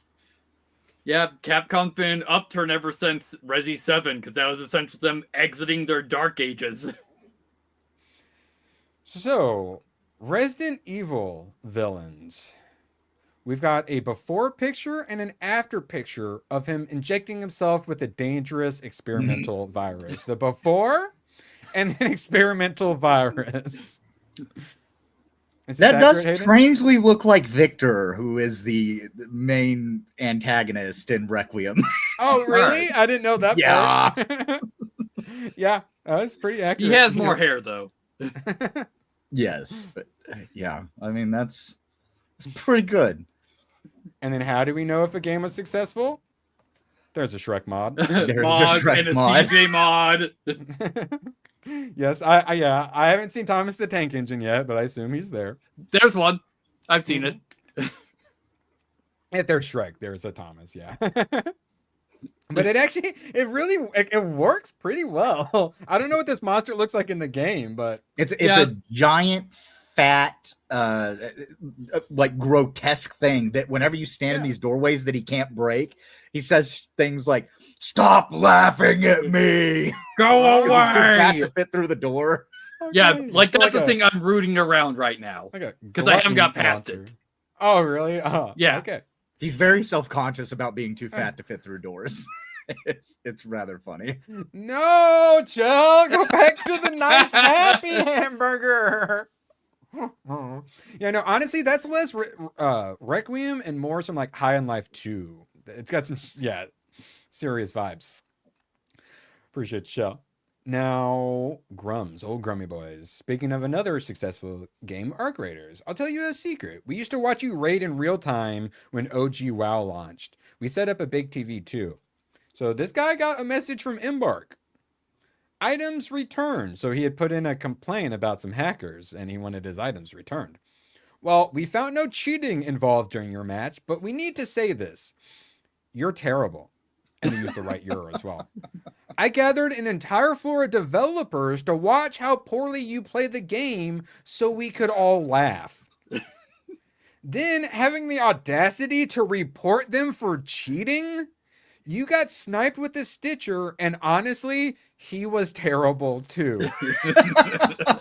We thought it would be in our best interest to gift you back your Rattler simply for bringing us joy watching how bad you are at the game. That is hilarious. But Big Brother surveillance stayed in gaming. They are watching you play. The only way to make that message better if it had the video link at the bottom. Oh my God, could you imagine? Of like the failing? Yes, Yeah, the guy of that. sucking so bad that the devs just put his gameplay out there and they're like, yeah, this guy sucks. Like this was a couple of months back of like reporting to Steam that your account's been stolen. It's like the hackers have been dealt with. Video link at the bottom. Because it's like they killed them. Yeah, like all the drug traffickers on boats. They keep posting those videos basically, but for cheaters. Yeah. Hey, that's gonna be my 2032 campaign promise. I will drone strike all hackers. Now, speaking of hex, and hacks, Ubisoft's next Assassin's Creed, codename Hex, is a... Wait, so they're still moving forward? Oh yeah, they're still doing the witch one.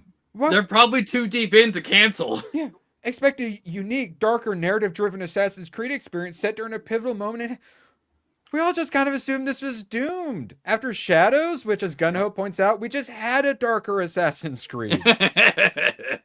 And then after they had to split, and then after what, Tencent, was it right, that bought them? Yeah. Like, we assumed this shit was over. It ain't over yet.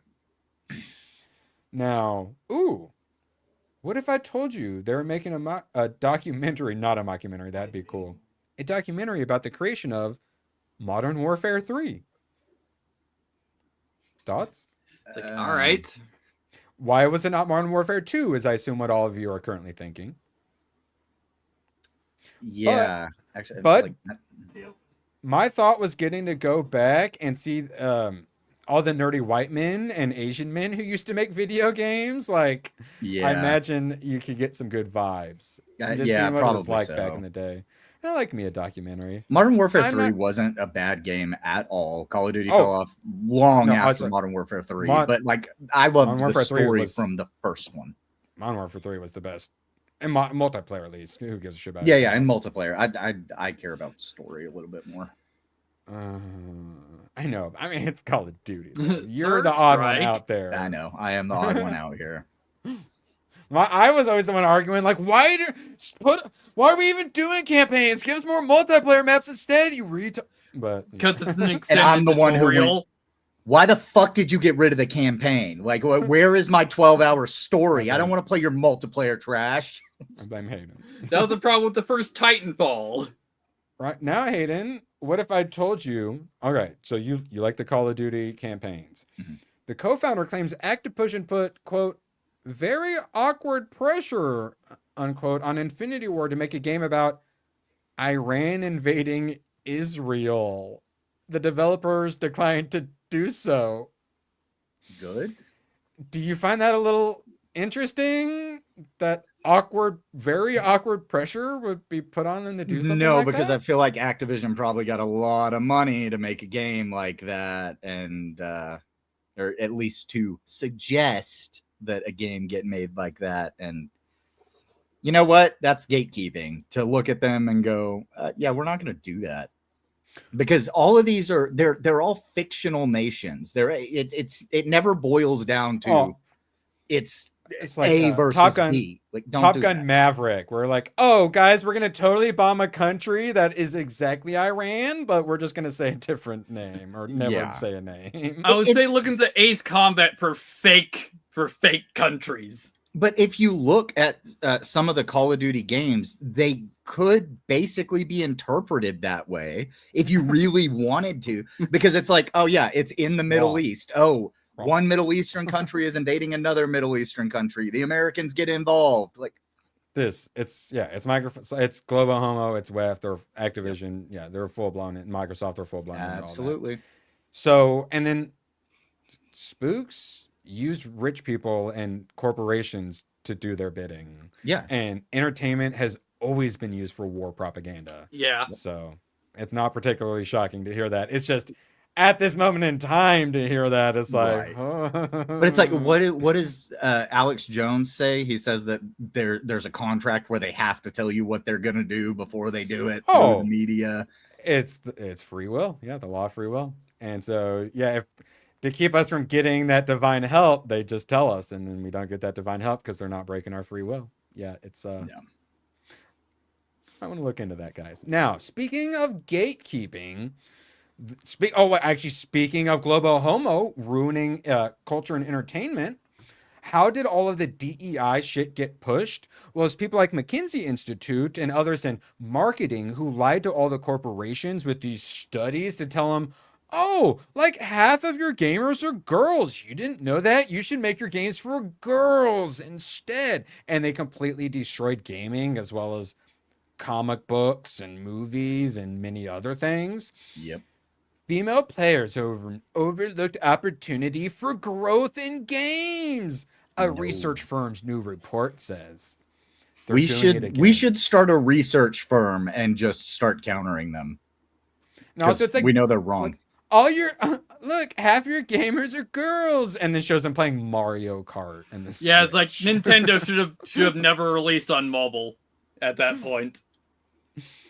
So they're attempting to do it again. All right, well, let's see this report. Stuttering Craig, he's an actual games journalist, so he would like to see the report.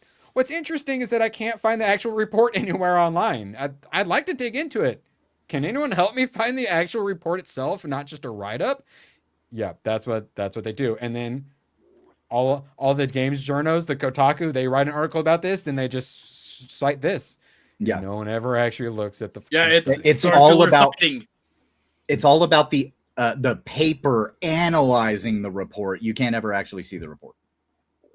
Yes, exactly. It's somebody else's analysis. It's a third-party research firm going in and then having a third party come in and analyze their report, and then that is the story that everybody gets to run with. All right, now we got to go fast. Time for the games. I got some leaf green. Man, for you people, I picked Charmander, who I named ABF Azard. Tomac, you're my Pidgey. I wanted it to be Pidgeot Tomac, like Pidgeotto, but Pidgeot Tomac, but that's way too fucking long. So I just named it Tomac. Hayden, you're actually my rival because the rival's got like reddish hair and whatnot. So I made you my rival. Yeah, fair. Fuck you, Gary. Yes. So I picked Charmander, even though I normally pick Venusaur or Squirtle, because that first gym is so hard. But with this update, I didn't realize my Charmander had a steel attack. I'm like, steel? Wait, that's like next gen. Okay, cool. They added some other stuff. I like that. And oh, wait, they balanced it so I can finally beat Brock's Onyx. Nice. No, I can't. No. So the problem is still there. So every single character, he also has Rock Tomb now. So he also got a new ability. So Rock Tomb, super effective on every single Pokemon that you could use, at least if you have Charmander. So it was super effective. If it would critical hit as well, it would one shot even my strongest. And it lowered your speed. So not only was it super effective, then he got to go first every time. This month, so I died like two times. I'm like, yes. How dare you? I love my Candy Crush. Now, die twice. So I'm like, okay, well, I'll just leave. I'll go a little farther ahead. Nope, I can't. If you try to go farther ahead, the little NPC drags you. It takes forever. He slow walks you back to the gym. And I was like, oh, here's the gym. It's like, motherfucker, I want to go grind and level up. Nah, you can't do that. Gotta find some grass. If you want to grind, you fight the trainers to get the actual XP because they're actually at the correct level. Nope, can't get any of them. I have to go fight wild Pokemon in the grass, who are all level 2 to level 5. Onyx is level 14. It's gonna take a bit. It takes forever to grind, and you can like put out a Pokemon and then switch another one in to like share XP to get those low level ones up. Mm-hmm. But it splits the XP in half. Yeah. Right. Whereas like a Expedition 33, even the people who aren't in your party will still get a small amount of XP. Because that's the problem with some like Final Fantasies. If you have characters you don't level up and have in your party a bit, they get too under level to where like you can't really even bother grinding them out, and then you just don't use them because they're too low level. That's the issue Pokemon has as well. Yeah, I've had some people have that problem with Yuna. I had to do a whole, I did a night of grinding. Oh my God. I had to wash my sheets after that. But I also, at the same time, literally had to just go up and down in the grass. And when I remembered it, or when I did it, I unlocked a memory of having to do that as a kid the one time I played Charmander. And I did not have a steel attack. I had to tackle through all that shit. You had to scratch that fucker. So I finally beat it, and I was finally free, and now it's okay to have Charmander, except one of the early gyms is also Misty the Water. Yeah. But I picked Charmander for you folks. At least with Misty, you have some more type advantages you could at least find. Yes, and I think, I can get some oddish. Give me my Vileplume. Which Vileplume? Vilepus? No, I was going to say Vilebussy, but it would be Yes, moving on. Yeah, Bulbasaur for life. I'm more of a Bulbasaur guy, and then I would also do Squirtle as well, but I was always a Bulbasaur guy. I mean, I got the leaf green, for Christ's sake. But then I picked Charmander. I don't know what's wrong with me. Now, moving on, we have too much to talk about. Super Battle Golf. Hayden, I'd like to apologize for all the times I trolled you. You react to it so hard that it makes you a prime target for trolling. I'm so sorry. It's okay. It's all for the fun of the game. Apparently there was a stabilization patch out. Ooh, nice. No, we didn't have any problems. Yeah, I know, we didn't have it. Which was nice.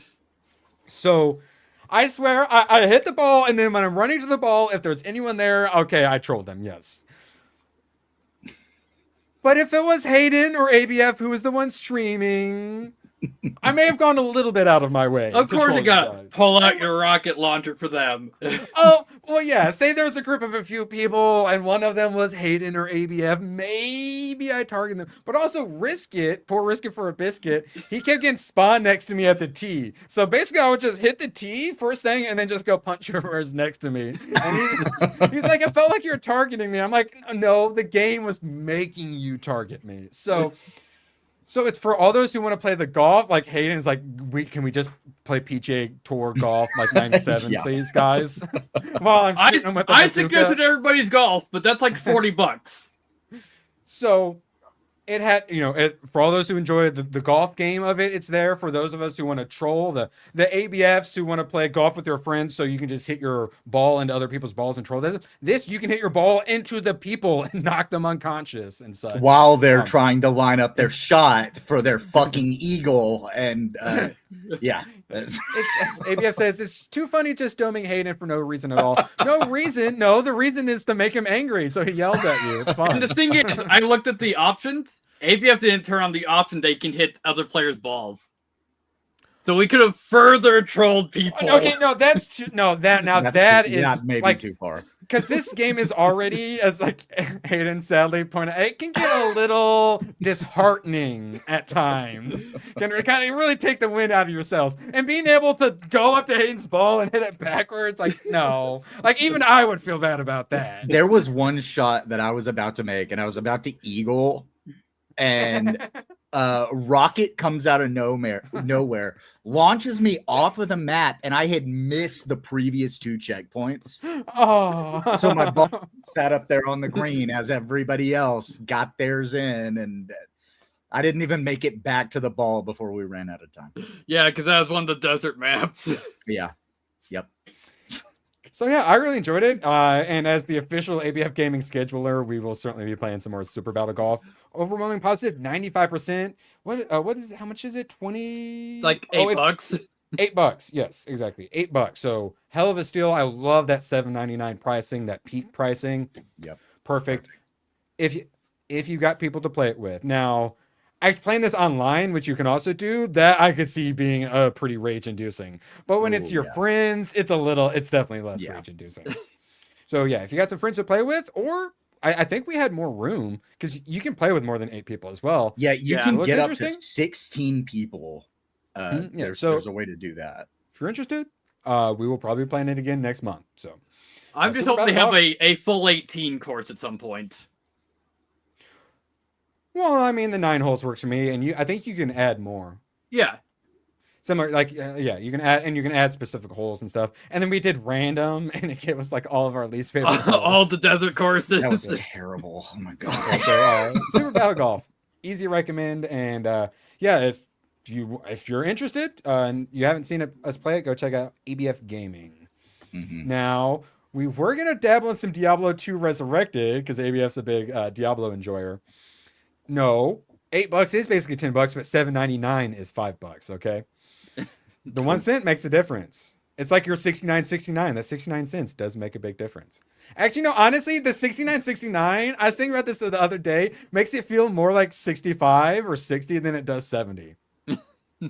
Like the math is there. I don't because you go down and then you round down the bigger numbers. And then you're too busy laughing at the numbers anyways. Yeah, but nice. It's very much so 70. Nice. But 69.69 is much funnier. Now, Diablo 2, I love me some Diablo 3. Played Diablo 4 until they reset my character and said I had to redo a character every time I wanted to play new seasonal stuff. And I said, I'm not doing this ever again. But ABF want to play some Diablo 2. It's $40 though. So I'm like, eh. But then I saw it was on Game Pass and you can play together. Nice. So I ground out my hero, got to like level 8 or 9 or something. It was fun. It definitely had some nostalgia. It definitely reminded me of some old games in good ways and bad ways. ABF, I think, dabbled in it, and he decided, I don't think this will be very fun for people to watch in a stream. I had told him he should probably grind a little bit because I'd forgotten you literally just start with 1 attack. Yeah. Yeah. And then you get a second attack eventually. And then once you get to like level 8 or whatever, then you get a few more things. So yeah, it starts off pretty boring, and you're told the mission. Figure out where that is and how to activate it. I'd certainly look up a couple things. There's 2 sub-dungeons in the field. Go find which one I'm talking about. Yeah, so and I like some of that, but then also I like our quality of life having waypoints. Well, it's also with it being like top down. It's not like you can like see the direction that you're actually going. So you just have to walk. And it's like, oh, yeah, okay, there's nothing over here. Yeah, but I enjoyed what I played. And then, so I don't think we're going to play it. But yeah, I did. I grinded out a starting character, and I got to like leap as a barbarian, and that felt nice. All right. I was going to say, how many was the swarm of paladins did you have? I only soloed it, but yeah. So I'm a wizard, but I dig. Hayden, this was a you recommendation, right? I talked about this No. a bit. Or Tomak. Tomak. Okay, that's what it was. Tomak was concerned we wouldn't like it because you don't dig down as much You as you dig dig sideways. across. But you also dig down. Yeah, ABF. I'm a wizard, but I dig. Yeah, we're gonna be buying this. I quite enjoyed what I played. It's a Next Fest demo right now. It's got a yeah, obviously, yeah. There's a demo currently just coming soon. The art style is pretty interesting. I didn't really understand what the hell was happening with certain upgrades and whatnot. It definitely needs to better explain what is happening. Have some tooltips. Yes. And then like you've got the yellow bar for like physical digging, and then you got a blue bar for magic digging. But you can only hold one at a time. Yeah. So it doesn't make any sense to like do both. So it's digging, but also you can use magic to dig, but then you don't have an incentive to like do both. Yeah, like this is like the wand. The wand, for digging. yeah. But then you use up all the blue, the tiny little blue bar, and then if you use up all the blue, then I think you just die, or if you use up all your stamina, you just like die. So Yeah, you'll pass out. there's not really a reason. So they need to work some of that stuff out. But like the basics, the looks, the digging, the slowly upgrading.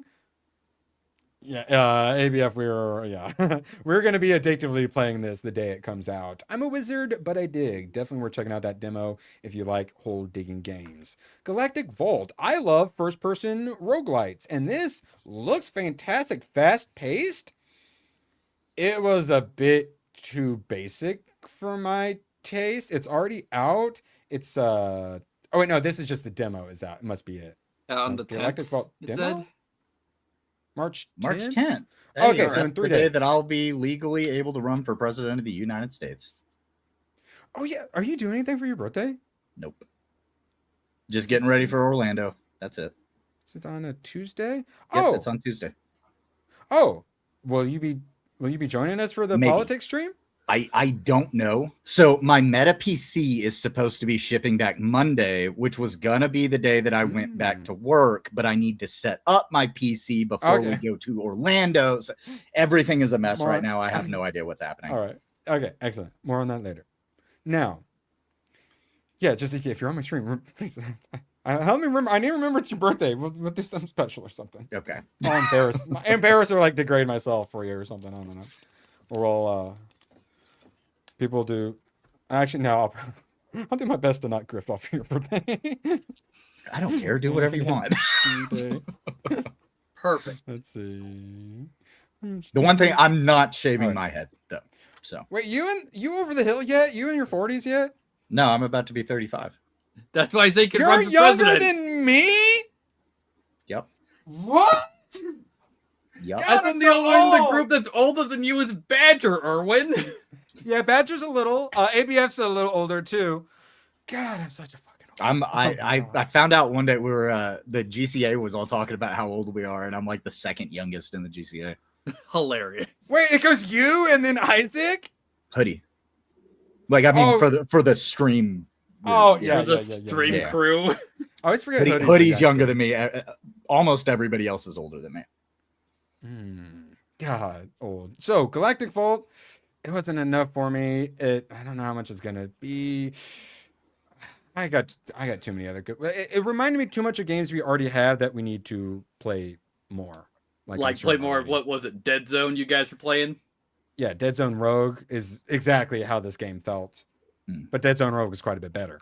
All right. So it's just like, let's just play Dead Zone Rogue instead. And then Ring Ash. This one was one of your games, Tomak. Yeah. Devil May Cry style hack and slash, but isometric.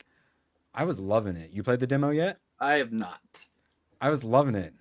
And then I got to the boss. I had some vibes. You all like to fucking make fun of me. Oh, Erwin thinks everything's a Souls-like. He's so stupid.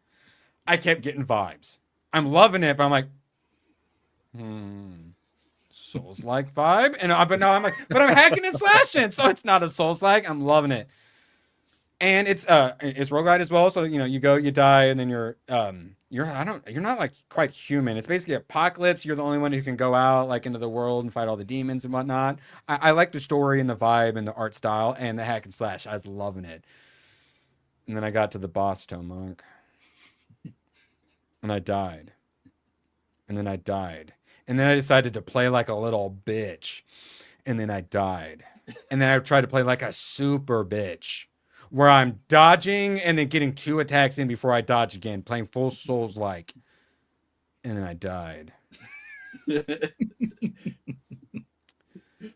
So me getting Souls like vibes was accurate. So it's fucking perfect in every way. And then they made the boss way too difficult. And the hack and slash, I love it. And he does cool attacks and combos and hits people up in the air.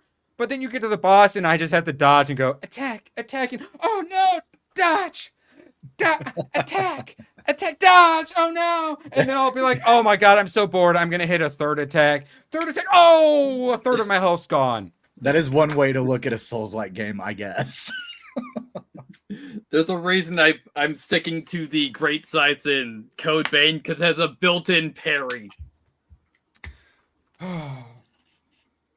Well, there's even like a parry in this game where if you're attacking at the same time they attack you, it'll do a parry. And I'm like, yay, parrying where it just auto parries for me. Yes. And I still died. And then I still died. And then I still died. Ring Ash. Damn it, man. It's so close to being perfect. But it wasn't perfect. You know what was, though? Berry. If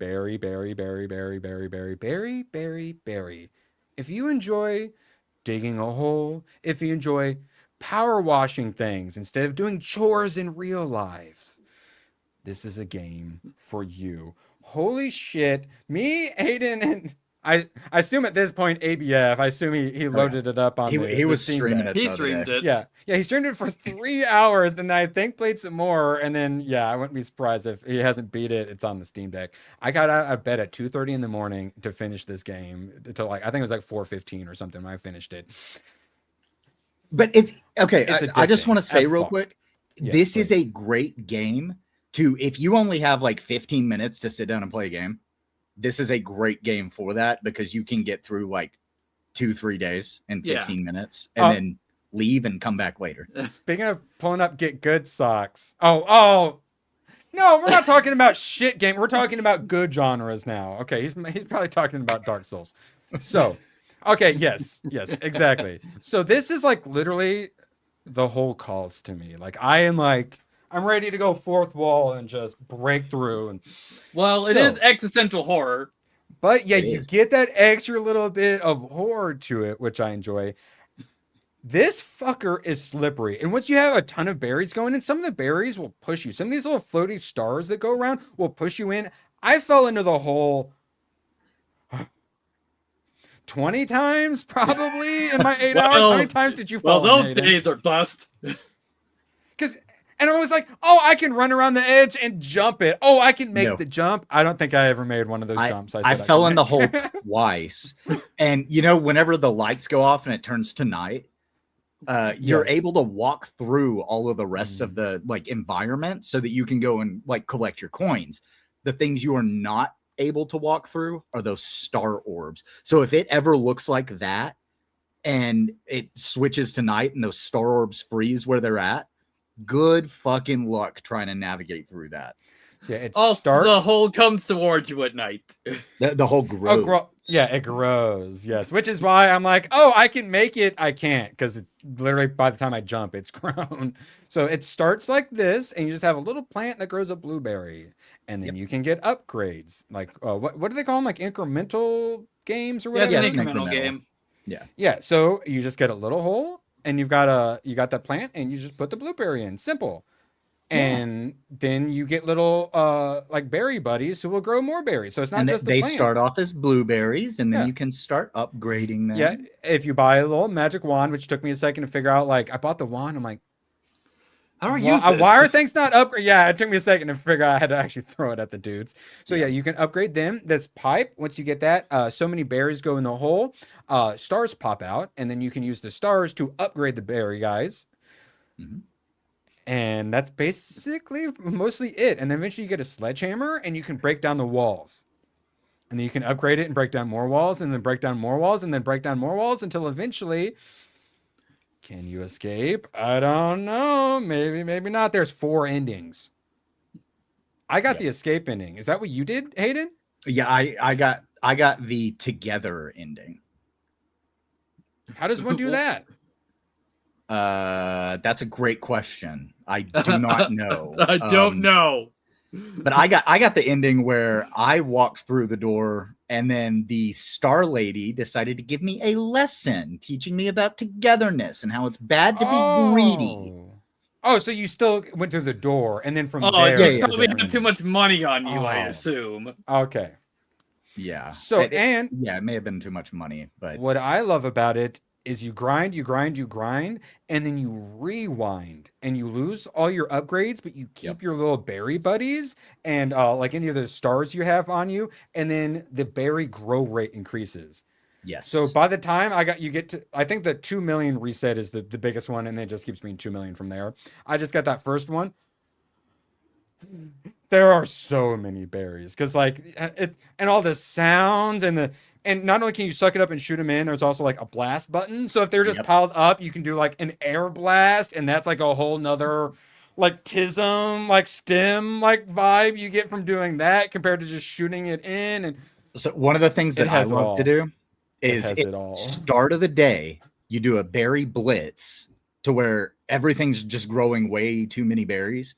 And then you take your sledgehammer and you spend that day knocking down the wall. And then whenever you only have a little bit of star time left, you do the berry fountain where it just takes all the berries that have been produced over the day and they all go in the hole. And you just level up like 5 times. What I started doing was I just combined both of those. Even though like eventually the timers split up, I did both of the special abilities where they would grow extra fast and the hole would suck them all in. So basically the berries would just go like they fly into the air and like a giant column of berries would like form like a water spout just getting sucked into the hole. I did the double whams, and that was my strategy. It worked. I like to let all the berries pile up to where it's completely covered in berries everywhere, and then the bit I saw of you, ABF, you were like practically like walking the hole around. Did you do much hole moving, Hayden? I would maybe once it got so big, I would move it away from me so that way I could make it back at the end of the night. Yeah, absolutely. And I would occasionally, if like a huge pile was formed, I would bring it in to like suck like the giant pile and then move it back. Yep. So yeah, that like aspect of it like adds a lot of strategy as well. Well, and then there's the little hidden puzzles, right? Like so I didn't do a single one. Yeah, ABF, did you do any of the puzzles? I actually walked ABF through how to do that very first puzzle. It's a memory puzzle. Those tiles that are on the ground, you have to shoot a berry and it flips over one of the tiles and you have to match them. But if you miss one match, you have to wait until the next day and try again.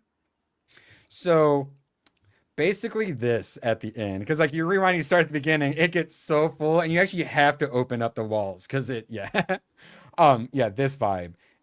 Yeah, if you enjoy the watching simulator, like the cozy games and the whole digging games and all that stuff, it's an absolute must own. Berry, but the middle one is with the U. Holy shit. $8. Trying to figure out what happened to Barry, who was the executive producer on this kids TV show. That's what it is. I didn't really understand because you can pick up tapes. I didn't really I didn't the tapes. If you listen to the tapes, it's the star of the show saying she knows what happened to Barry, who was the producer. Something happened to him. Did he go down into the hole? Maybe. Oh, yeah, I'm smart too. I totally completed all the puzzles. What's the secret password for the computer asking for a friend, ABS? Well, someone did say it was boobies. I didn't try that. Like 8008. Yes. Well, no, because there's only letters. Someone said it was boobies in chat, but that could have just been a joke. I didn't try that one, but there are 5. Or there's 6. I don't remember. But yeah. So I played the demo for this and I could have kept playing the demo and I went, no, I'm buying this game. If I'm going to keep grinding, I'm just going to grind in the real game. And then I played it for 8 hours and I literally hurt I had to take a day off editing yesterday because of what I did to my forearm playing this game for 8 hours.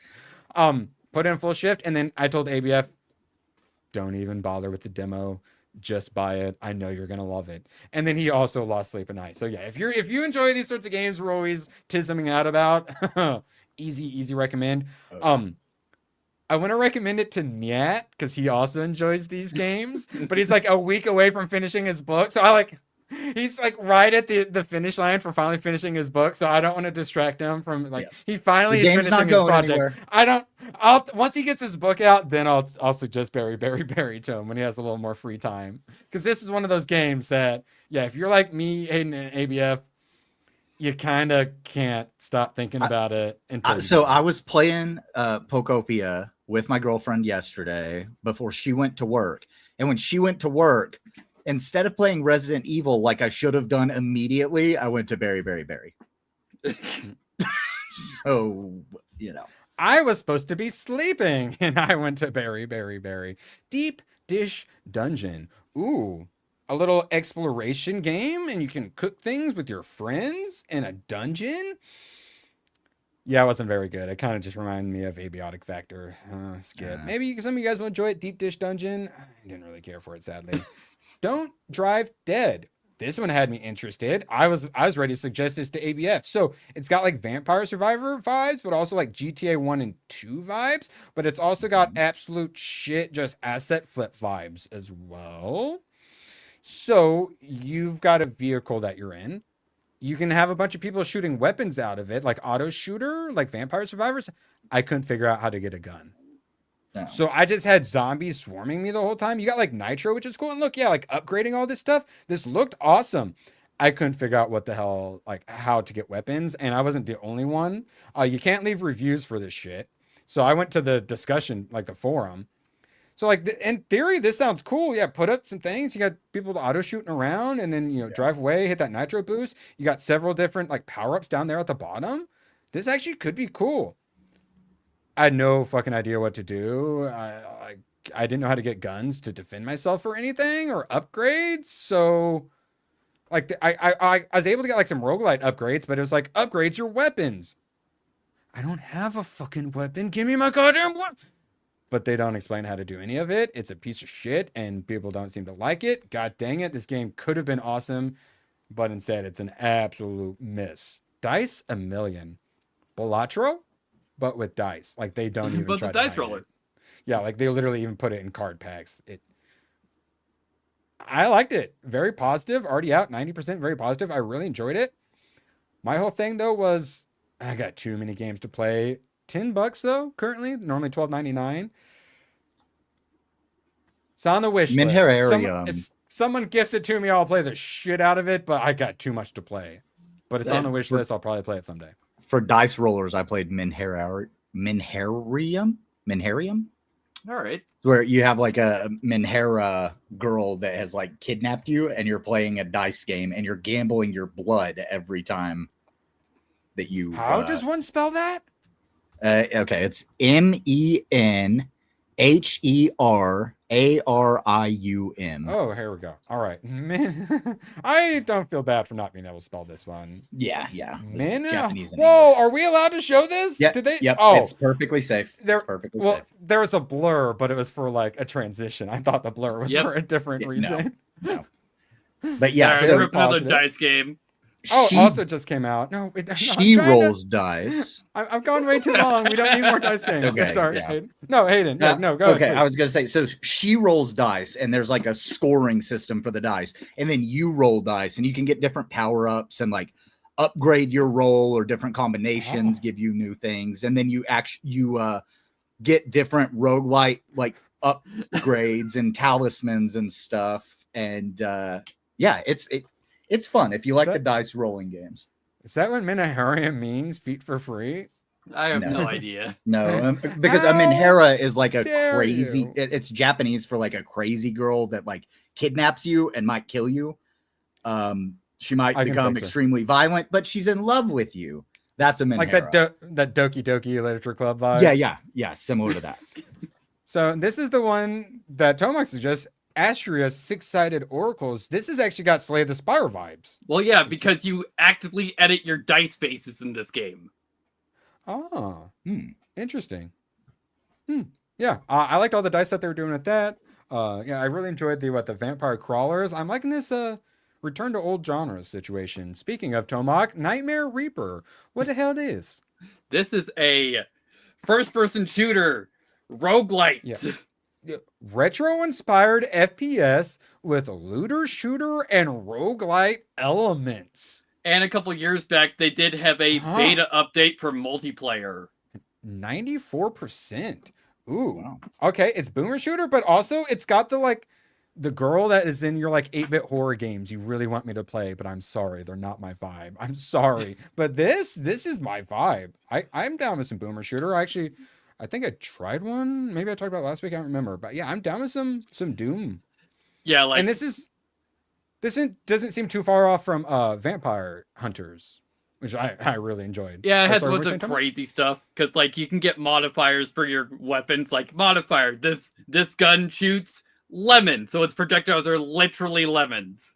Oh, okay. I will. Yeah, I'm gonna go and write this down. Then I will try to play this by next week because I really want to play more Vampire Hunters, but I can't justify it. But I can justify it. It has some multiplayer in it, and since they already sent it to APF, you can play it together. Oh. Alrighty then.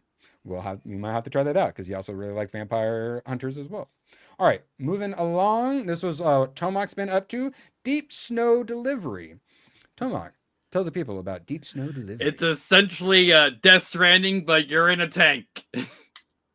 Hayden, Death Stranding, but you're in a tank. How's that sound to you? I like delivering packages and watching them go up. It's been fun, and a couple times I had to go to where it needs. I need to drive on the ice. Well, fuck. Hopefully I can find a thick patch.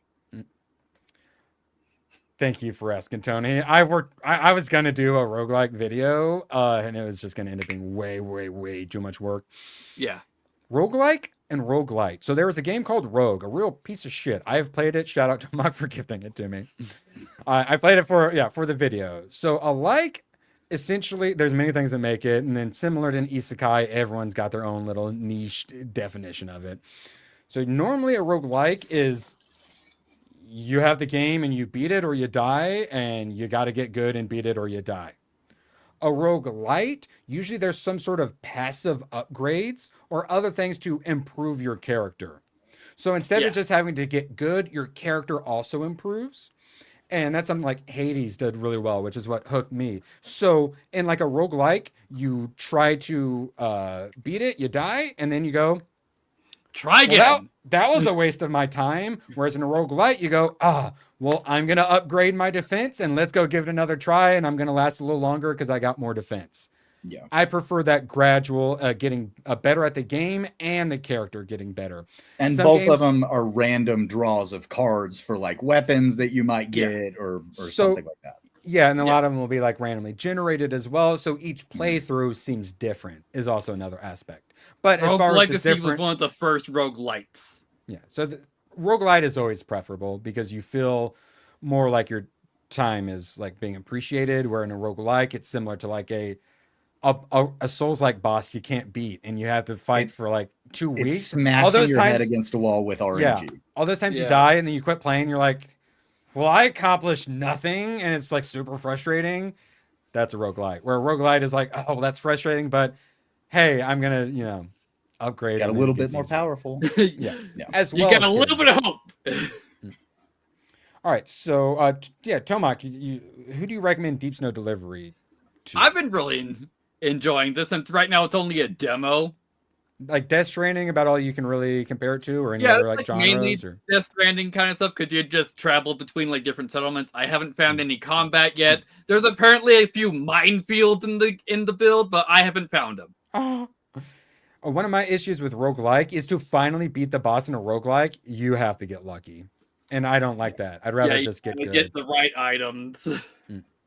All right, we got one more Tomac special, Taimanin Squad. I immediately saw why Tomac enjoyed this, but yet it's mostly negative. What, Tomac? So this is a free-to-play gacha game with busty anime chicks. Why is it mostly negative? Probably. Most people are saying that they don't give you enough stuff to work with, but I haven't been running into that yet.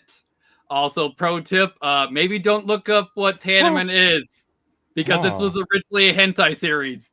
Oh, I can tell the from game this itself character. is key, but it's originally a hentai series. Let's see if we can enhance some of these characters. One moment. Okay. Also, this Tanneman is where my emote comes from. Wow. Your Oh, the the Degen emote. Yes, it's from this series. You're telling me I have an hentai emote to watch? It's a fan art of one, but yes. What? I definitely didn't assume the thing I called Degen was degenerate. Oh my god. Perfect. All right, so this lovely young lady, and then I believe we wanted to check out. Yeah, her daughter is also in the game. Okay, this one is too much when like they're so busty that they start like spilling out around the sides of like the top and bottom. That's too thick, okay? I'm sorry. Too thick. I said it. Perfect. All right, moving along. Yeah, I have now caused 15 downloads. So I saw this and immediately sent it over to ABF. We keep finding him all the like IT and virus like games, so that way he can do his actual job, but in video game form. So I finally found him a Survivors like game, and then I love it's got the DVD. Yeah, it's got the bouncing DVD things too. I assume as a weapon. Perfect.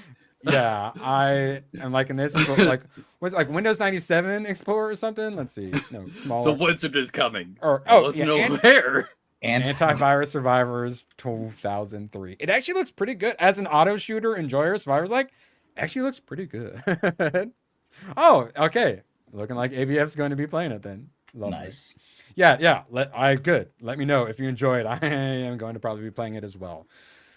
Either of you guys play Don't Starve? I played a little bit of Don't Starve. Not my kind of game. Same. Don't Starve Together was one. It's a 2D like survival game. Yeah. But like 2D, but like you can move up. So never my thing, but I like their style. Well, they're doing a fantasy roguelike beat 'em up game. So the Don't Starve guys are basically doing a roguelike castle crash. Yeah. I played Rotwood. Castle Crashers. Okay, yeah. Yeah, it's Rotwood. Oh, is it out then now? At least early access version is out. Available now. Okay, cool. So we actually played Castle Crashers over on ABF Gaming the other day. I like me a side scroller beat 'em up. I was a Streets of Rage guy growing up. So yeah, this could actually be pretty cool. And then from the Don't Starve guys, the art design is quite interesting. Rotwood looks interesting. And on Switch 2, Hayden, you might have another game to play. There we go. A 6th game. Now I got another game we're gonna have to play over on ABF Gaming. Ham, the game, released on Steam yesterday. It's a 4-player co-op game where players run a ham factory. Okay. Oh wow, that is excellent. What happened? Wow. Okay, sorry. That really. What's the bitrate on that clip? Really compressed there for a second. So. What are you thinking, Hayden? Is this I would absolutely play this. It's take box, put box where box go. I like that. Make big rock into small rock. And so ham. It seems like you and ABF will be able to get your conveyor belts and stuff like that. Mm-hmm. I can probably troll you as well in several ways. Throw you into the compactor. It would appear so. Yeah, probably got some like schedule one, like manager. Like I usually kind of play like the middleman, like manager role whenever we scheduled one. I feel like there's probably some ways to do that. But also there's ways for me to shoot rockets at Hayden when I feel like trolling him. So, hey, Ham Factory. I'm going to have to keep an eye on that. Actually, wait, let me check the Steam. Ham the game, since it is out. I wonder what the reviews are saying about it. Currently 20% off. Ooh, it's not looking good. Oh, well, mostly positive. Only 44 reviews, 79%. I don't know. Let's see. How much is it? But it did just come out, right? $7.99 Reasonable. game. Yeah. That's basically $5. Yeah. So, I mean, we can play arcade basketball. So, yeah, I don't know. Could be fun. Might have to look a little more into it. Is there a demo? Oh, there's a demo. Yes. So, yeah. Might have to check that out. Yeah. I didn't think. Yeah, he's gonna want to play just for all the dad jokes he can make. All right, now I think we're about done. All right. Yep, just got some AI. We'll probably check out some of those tomorrow. Tomac, what game are you gonna be playing this week? We are probably going to be finishing up Code Vein 2 because it seems that we're almost at the end. Then we'll, assuming Background ever gets back to me, with that game we're planning to cover together, whenever that happens. Yeah, scheduling's hard. Hayden, what you got coming up? This weekend I'm just gonna be playing some Pokopia since I'm home with my girlfriend. Wait. And then whenever she goes to work, okay. Okay. Yeah. Yes. Now that you filled the hole with berries, at least. Right. Okay. Obviously. I also have some puzzles to go solve in Berry, so that'll probably steal some attention at some point. So, yeah.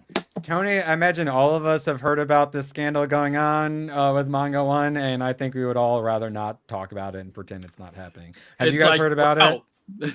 Sky's blue. Another mangaka looking into stuff he shouldn't. Yep. Yeah. So when I say Japanese dudes are kind of creepy, most of them manage to keep the creepiness in check.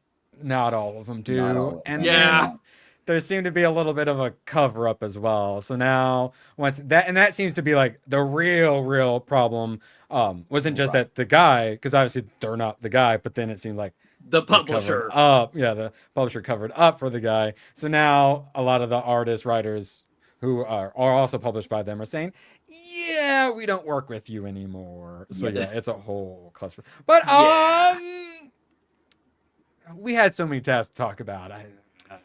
But yeah, we are aware of it. Japanese dudes are weird. Who would have known? And make sure to join us tomorrow. Got some fun movies to talk about. LA Confidential, holy stacked. Lethal Weapon 4, unbelievably good and stacked. Snake Eyes, Nicolas Cage in his prime. Die Hard with a Vengeance, absolutely better than Die Hard 2. I like Die Hard with a Vengeance so much. So I did a lot of side monitoring. It's so good. I main monitored a bunch, but I did a lot of side monitoring. So I would prefer to do a full main monitor before I say this and anger you guys. I think I like Die Hard with a Vengeance more than even Die Hard 1. All right. There's a lot that's better about Die Hard 1, but there's a lot of things I like more about Die Hard 3. It reminds me of Dread, where they were just strapped in like the apartment complex the whole time, and I wanted them to go out and do some things. Whereas Die Hard, they're stuck in Nakatomi Plaza. Right. They used it a lot better than I think Dread used the apartment like building. Whereas this one, they go out and about, and stuff like not that. Not as isolated. Yeah. Yes. Plus, they turned it into Lethal Weapon, where he teams up with Samuel L. Jackson as well. They buddy copped it, which I thought added a lot, rather than just him like talking to the Family Matters fat black cop out there. I think Die Hard with the Vengeance is my favorite Die Hard. I don't care. Tell me I'm retarded. I don't care. No, I'm not even going to call you retarded for that. Like that's actually like you're absolutely allowed to think that. I just know that people don't like Die Hard 2 that much. Yeah, I did. It wasn't the best. I liked it, but the airport wasn't the best. What they did with 3, I thought they just went like full Lethal Weapon with it. I appreciate that. They saw what went wrong and tried something else. And then ABF, I don't know if it's Gabby, maybe you put The Covenant on my list, which is Jake Gyllenhaal, where his Afghanistan interpreter drags him for miles through like Taliban-infested hills, gets him home, and then the guy wasn't able to get like a asylum here, so he ends up having like go back to save him and whatnot. Jake Gyllenhaal, man, that dude can fucking act. And so for all of you guys who like war movies, The Covenant, quite good. I was surprised how much I've been enjoying that. Still got like a half hour of that. So I got a bunch of good movies to review tomorrow. And of course, we've got what everyone's been waiting all week for, Baking Bad at 4:30 Eastern. Make sure you join us for some banana muffins. Looking forward to it. And ABF, don't eat too many brownies now. Okay, I thought, I was like, is either you or Gabby, but there was no Taylor Kitsch in it, so I thought it might be you. All right, appreciate you guys so much. Appreciate all you super chatters for keeping the lights on. Couldn't do it without you guys. And we will see you later. Seriously, go berry. Fill that hole with berries. I just do it. Do it. Bye, guys. So long, and thanks for all the fish. Oh, the camera's on. The camera's been on the whole time, huh? I don't even know. Hello. Screw you guys. I'm going home. Good, then get the hell out of my life. Who needs you? Beat it. Leave me alone. I needed to get rid of the human garbage, otherwise known as my best friends. Come on! Bonnie, how do you keep getting back in? Well. Bye. If we're not back by dawn, call the president. Actually, now that you bring it up, I didn't manage to exercise yesterday, so you just eat all the brownies you want.